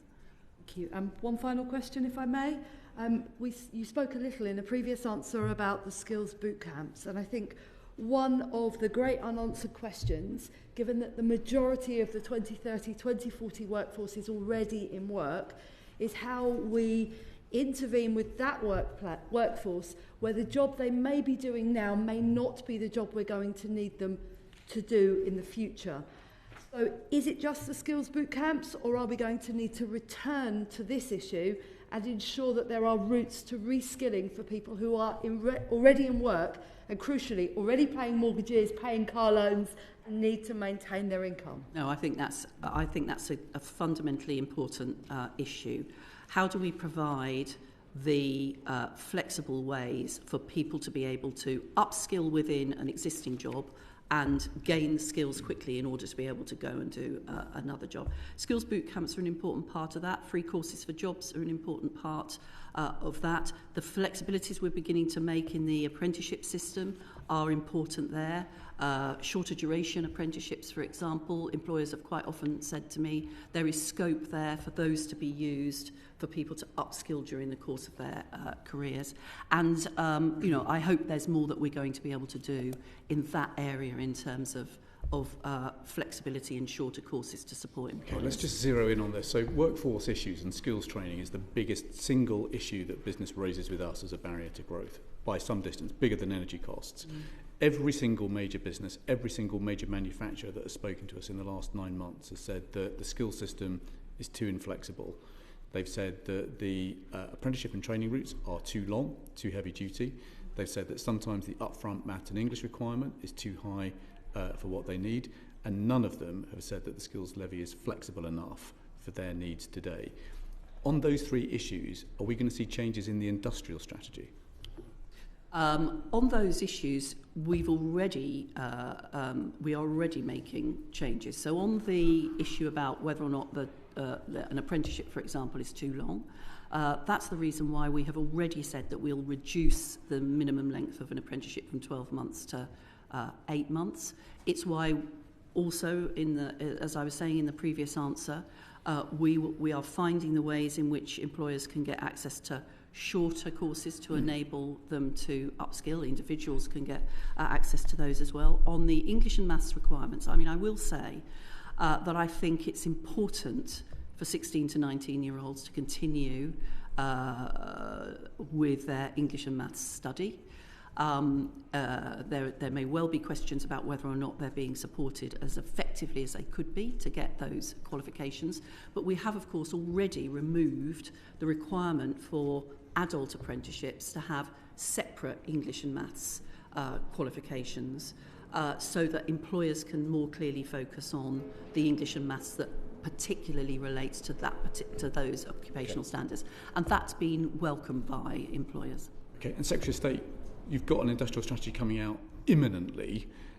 Do you think, as we sit here today, the Department for Education has now given you everything that you need to ensure that that industrial strategy is in the right place? I think, first of all... Or do negotiations continue? Well, I can see we're sat next to each other in a very warm embrace, but look, let's have some humility when we approach this as parliamentarians, right? I would describe skills and training as one of the longest-running public policy concerns in the UK, right? You could go back to this place in the 1870s, after the unification of Germany, and people being worried about the competition that was coming from that. So there's a big problem to fix here. But I do feel what Jackie's just laid out there, the combination of flexibilities, working with business, responding to business concerns as to where they need that, sometimes a redesign of the system in terms of what is appropriate for what people are asking for, alongside the needs of business to fill those skills, and the role of Skills England as a coordinating body and the link to the Industrial Strategy Council that we've already established. Yes, I believe that the framework of what we need is absolutely being pursued by DFE. And of course, we've all got humility to recognise we've got to keep tweaking that, keep adjusting that approach, make sure it works for business. But again, the ambition of the industrial strategy is to respond to those big barriers to growth, is to respond to what business has told us in the consultation. And you're absolutely right to say, Chair, that skills is bound to be, has to be, and is one of the principal messages that's come back to us. So when Andy Burnham, who Jackie Smith and I were in Cabinet with, says that the Department for Education is the biggest barrier to regional growth you're going to be able to fix that concern in the industrial strategy paper. Is that true? I would say there is a clear relationship to get this right that is needed between local leaders and central government. I think those agendas are not in competition. I think actually, by definition, they're complementary. I mean, if you think about what we are trying to do in Greater Manchester around provision for young people, it is the kind of changes the devolved settlement has allowed in terms of public transport. That's even let us even think about specialising FE provision in a city like Greater Manchester, a city region like Greater Manchester. So I don't see national and regional in competition in this space. What the Minister, what Jackie has laid out there, is what business is asking for in terms of, and some of those changes, like to the apprenticeship levy to become the growth and skills levy, are obviously a change that has to be done by central. I'm going to loop back to devolution in a second, so hold that thought for a second. I'm just going to bring in Rosie Writing. Thank you. I'll direct this to the Secretary of State, but Lord Livermore, feel free to come in as well. We have heard time and time again from businesses across the key sectors that they are struggling to access scale-up funding, sometimes even after receiving R&D funding, and going to places like Silicon Valley or within the creative industries, European countries, to be able to scale up their business. What reforms are you considering so that businesses can scale up and we can commercialise on our innovations here in the UK? I absolutely agree that access to finance, again, one of the themes that comes through very strongly. There will and there is, again, a lot of government activity around this. I think it's very important to understand that you have to be careful with the interventions you make on access to finance, because it's very easy as a minister, well, relatively easy, with Treasury backing to announce sums of money for things, but if you do that in a way that destroys the kind of ecosystem that you need in place in the private sector to deliver on that, you're actually in the long term, I think, causing more damage than good in that intervention. But there are market failures. I think there are market failures in the work of the British Business Bank, which has been, I think, very successful since it came into being, sponsored by my department. I think there's more we can do to build on their work, the analysis they've done in terms of where there are interventions that are necessary. The regional aspect of that is part of this. You know, there are also specific things I would look to in terms of certain sectors, and clearly colleagues here will be aware of, you know, real deficiencies in the data in terms of female entrepreneurs from more diverse backgrounds. Are they getting the support that they need? So the whole system needs looking at, and again, that is one of the themes of the industrial strategy. I think also, to be frank, we've got to acknowledge that, you know, you can recognise there are market failures you're seeking to address, and that not every business plan will win the confidence of funding that is necessary to see that grow. But yes, access to finance, I would put again in those top challenges, those barriers that we're seeking to address in this strategy. Thank you. And do you think when there is finances available, that entrepreneurs and individuals in this country have the financial literacy to be able to access them? And if not, how are we going to address that? Fascinating question, really. I mean, I think the general financial literacy that we have in the UK in terms of how we provide young people with information on how big macroeconomic decisions will affect their lives, from getting a mortgage to interest rates, I don't think we do that particularly well, as my personal view. I think that is something that needs to be considered. I mean, I think anyone who is, you know, founding a business, growing a business, has put so much of their personal skin into the game that they would be aware of those decisions. And, you know, certainly in many cases you find that the major lenders, the banks, are always keen to stress the scale of support that is on offer. We do get a lot of feedback from, for instance, smaller business about the role sometimes that things like personal guarantees play in access to finance, and the, you know, prohibitive nature of part of that. But look, I think that's a more of a general question about financial literacy in the UK than specifically one around the business environment and industrial strategy. But I think it is a very interesting area, definitely. Okay. Lord Livermore, one of the issues that's been put to us is that the funding landscape not only lacks scale-up finance, but it's also very complicated. And one of the questions I had is, well, look, why don't we now just merge the National Wealth Fund and the British Business Bank and actually try and drive some consolidation in the public-backed finance institutions that we've got today? I think that we would want a great deal of coordination between those two organisations. I don't necessarily know that at this point it's the right thing to do to merge them. I think we are setting up a body within government where the chairs and chief executives of both of those organisations sit together and ensure... Why don't you just merge them? You save you a load of overhead cost.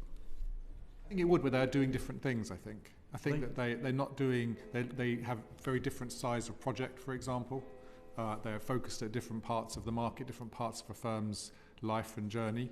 So have very different skills within their organisations. So I think ensuring coordination between them matters, but I don't necessarily know at this point merging them together makes a difference. I think that I very much agree with Rosie's question in terms of the importance of scale-up capital.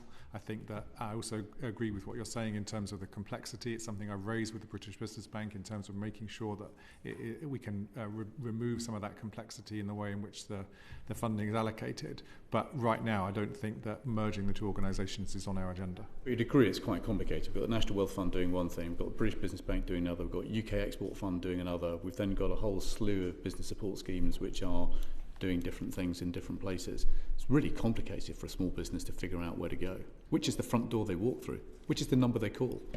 Well, I don't think that necessarily the fact that they're doing different things is in and of itself inherently the root of the driver of the complexity, because I think different types of business, different types of project will go to the different types of organisations. Small businesses, I think, are very much focused at the British Business Bank end. I think the National Wealth Fund is doing a larger size of project, and therefore, so I don't think that is the driver of the complexity, but I think absolutely how do we make the journey for a small business going to the British Business Bank as simple and as lack of complexity as possible, I think that absolutely should be on top of our agenda. Okay, and Secretary of State, I mean, the other problem that's been put on our desk is from John Godfrey in City UK, who makes the point that very often when funders, whether they're pension funds or institutions that we've got at the moment, when they're going out to look for investments, it's pretty difficult to find term sheet ready investments that are there. And so having an institution that actually helps build investment propositions might be a wise thing to do. I think you're asking the right question about complexity. It's probably fairly complex looking landscape of public finance institutions in the UK for parliamentarians, let alone the public. So I think you're asking the right question, but I think it is, as Spencer has said, a very different answer that you need to address that. So what the British Business Bank does, what the National Wealth Fund is doing, are two fundamentally different things. Business lending to fill market failure from the British Business Bank, project lending. I mean, the minimum project size for the Wealth Fund is £25 million. So you're really different parts of the market.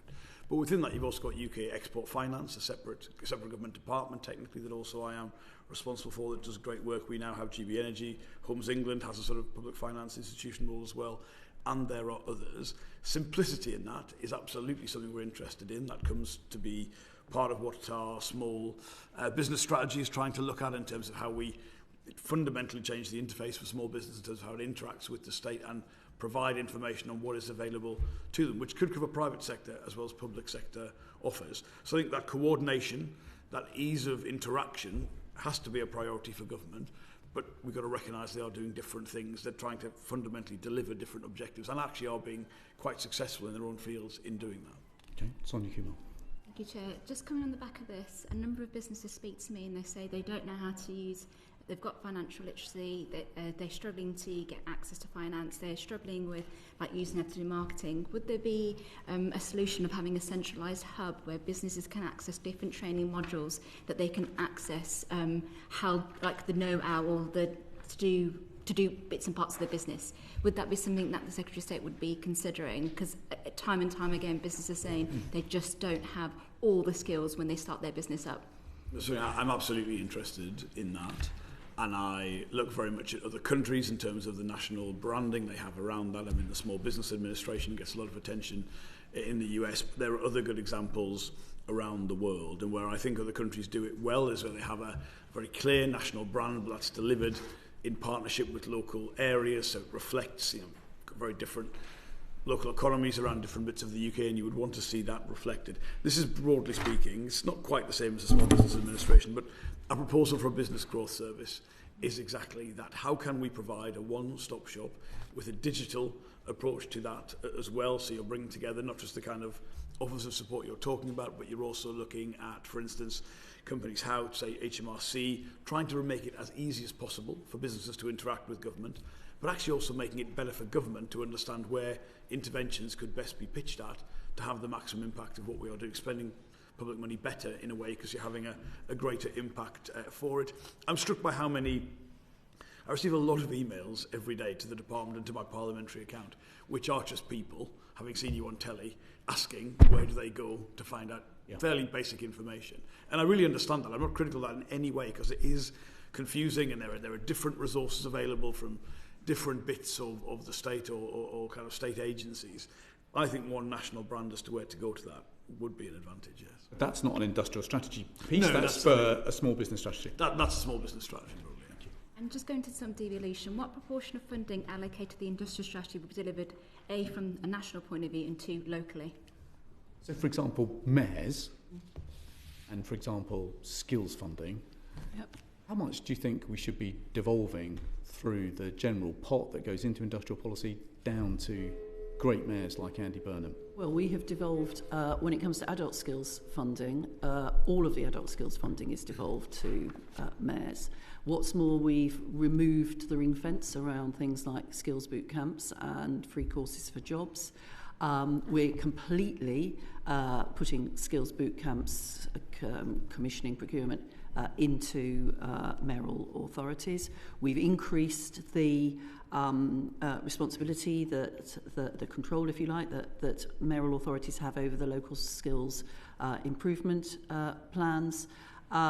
Is there more to do, though, do you think? Sorry? Is there further to go? Well... Are mayors asking you for more? Yes, they are. Let me be completely clear. I think there is tension over the funding for 16 to 19. We have a compulsory education system between 16 and 19. That is a national system, and I think there is a limit to... But I could not envisage that we would devolve all of that 16 to 19 funding to mayors. But we're currently, and I mean, I meet frequently with the mayors on this, we're currently doing quite specific work with Greater Manchester about how we could go further on devolution. And I think there might be some elements of that we could look to devolve. But, first of all, there's that issue of the national, a sort of national entitlement to that system. Secondly, I do think it's also worthwhile remembering that we have national priorities which we need to coordinate with the local priorities that mayors will identify them. Quite often they will correspond. But one of the jobs of Skills England, for example, when it comes to skills is to find that coordination between priorities we've set nationally, sectors we've decided nationally are important, and the things at a local level that employers are saying that they want to see investment. We've got the balance right today, or do you think there's further devolution can give us? I think there's potential for further devolution. I just wouldn't want to leave people with the disappointing impression that Andy Burnham gave that no progress had been made. I'm going to say on the question, I was going to ask Secretary of State whether you think there is, from your point of view, further things that we ought to be devolving in order to deliver on your industrial strategy ambitions. Well, the first thing I'd say is, in answer to your question, how much of a pot of industrial strategy funding should be devolved, we should not want, no one here should want, one pot of money called industrial strategy, right? These things fail if they are judged by the input that you put into them and you compare to other countries. First of all, because these committee members will know, a disproportionate amount of support for business in the UK comes from the tax system rather than grant funding and pots of money, so you've got to look at the overall picture. And of course, some of the things we're talking about today have funding implications. That's why this piece of work is linked to the spending review, and the schedules for both are complementary in relation to doing that. But let's not do what Britain sometimes does and have a kind of a pot of money and say, therefore, this is a success. The success comes from moving the dial on the barriers to investment. Some of those are regulatory, some of those are using existing funding packages better. Yes, some more specific interventions, but I want that to be the case. But on the question of the relationship, look, place is part of this, and the delivery of the objectives is part of this. There are, the system of devolution in the UK is asymmetric now. Different areas do different things, and I would absolutely agree with Jackie's point. There are some things definitely we'd be looking at that could be done slightly differently in terms of what local areas or regional areas lead on at present. But honestly, I see no tension between a national industrial strategy and strong local economic and civic leadership, because quite frankly, colleagues, that is what most countries already have and have had for a long period of time. Okay. Nicky, just back to the Secretary of State, how will you hold the America account to deliver the industrial strategy for not just Salt City focus, but also towns like Dudley?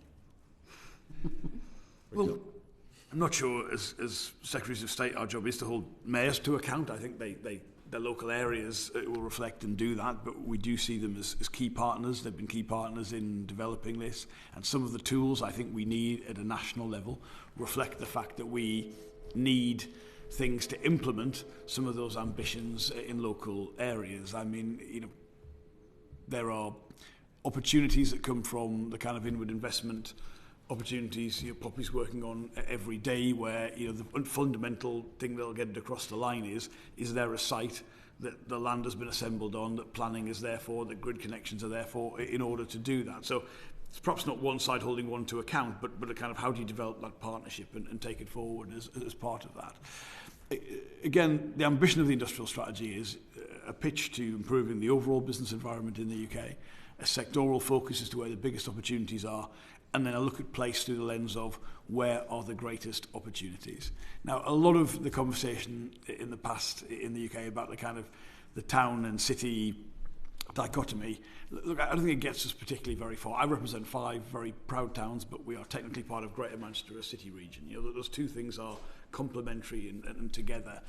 Some of the greatest growth we've seen and biggest opportunities do come from the service sector, which is in the main, I think, been concentrated around cities because of access to talent and skills that have been evident within there.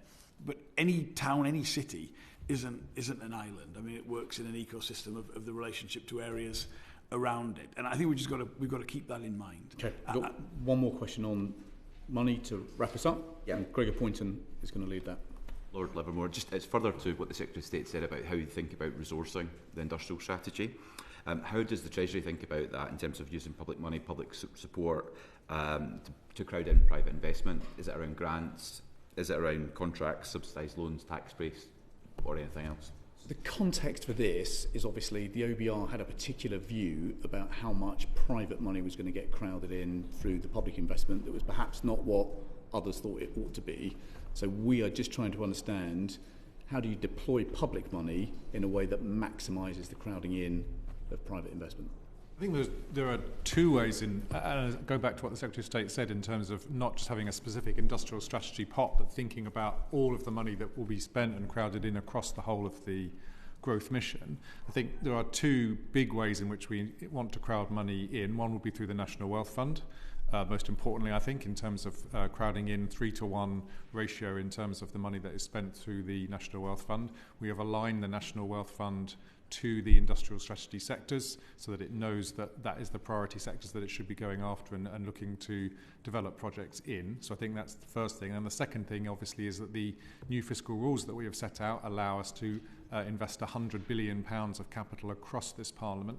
That will be targeted in major infrastructure projects where, again, we want to use that £100 billion to crowd in additional private sector investment into those projects. Now, as the Secretary of State also said, clearly the industrial strategy timing is aligned with the spending review for a very good reason, but we are aware that that is an opportunity to allocate funding to growth-oriented projects, industrial strategy projects, etc. And that will be, I don't want to preempt what will be in the spending review, but that obviously gives us a major opportunity at the outset to deploy investment into the industrial strategy sectors. Public investment, as you say, that will crowd in additional private sector investment. But just to stress again that the industrial strategy is about far more than just public money. A lot of the measures that it's about, as the Secretary of State has said, it's about removing barriers to growth and investment. Often they will be non-fiscal interventions, as we've discussed already today, like planning, like regulatory reform. And so there is more to this than just the amount of money that we will spend on it.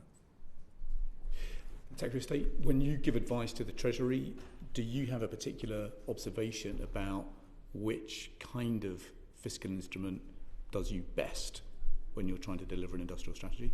Is it all of that extraordinary amount of money, much of it dead weight, that we're investing in R&D tax credits?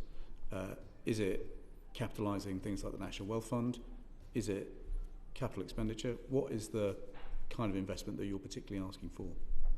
There are different things. I mean, there are clearly some areas of concern. Again, we've talked about them today, where if government were to seek any sort of intervention, it would have spending implications, and that's exactly as Spencer said, why we need to have the coordination between the spending review and this piece of work. There are other things that are much more of a regulatory nature, particularly in the sectoral plans, where, I mean, look, the biggest thing, if you talk to any automotive company in the last few months, as you have done, yes, you would get energy prices and skills, but you would also have got the ZEV mandate. You know, whether the government's aspirations and regulatory path in a key area of the transition matched market conditions and matched an aspiration for those vehicles to be made in the UK. So what I would want when a business looks at the published industrial strategy, and that's ultimately the test of this, not within government, but what does it look like from outside of government looking in? I would want them to see a very clear and cohesive and compelling pitch about the business environment and the attraction of doing business in the UK. I would want them to look at the sectoral elements of it and say, this is a government that's listened, our concerns are reflected back in terms of what is being proposed here. Some of those are very specific for certain sectors, others are more horizontal and cross-cutting, and they would see things that are absolutely sensible, straightforward, non-contentious things to proceed with. They would see things which are widely recognised, but previous governments haven't had the political will or the means to be able to do that. But I'd also want them to see some things which really stand out and say, this is such a compelling proposition for the UK. So it's ambitious, absolutely, to do that. But what businesses are looking for is quite different in terms of some of those barriers. But of course, there are consistent themes in that too. Okay. Well, that brings us to time. We very much look forward to seeing the strategy. We hope that the advice that we supply as a committee will be of value to you. It will certainly be of help to us as we scrutinise the strategy over the life of this Parliament. But a huge thank you to all of you for what you're doing. A huge thank you to all of you for your time today and for coming together on this panel to conclude our inquiry into industrial policy. That concludes this panel. That concludes this session. Order.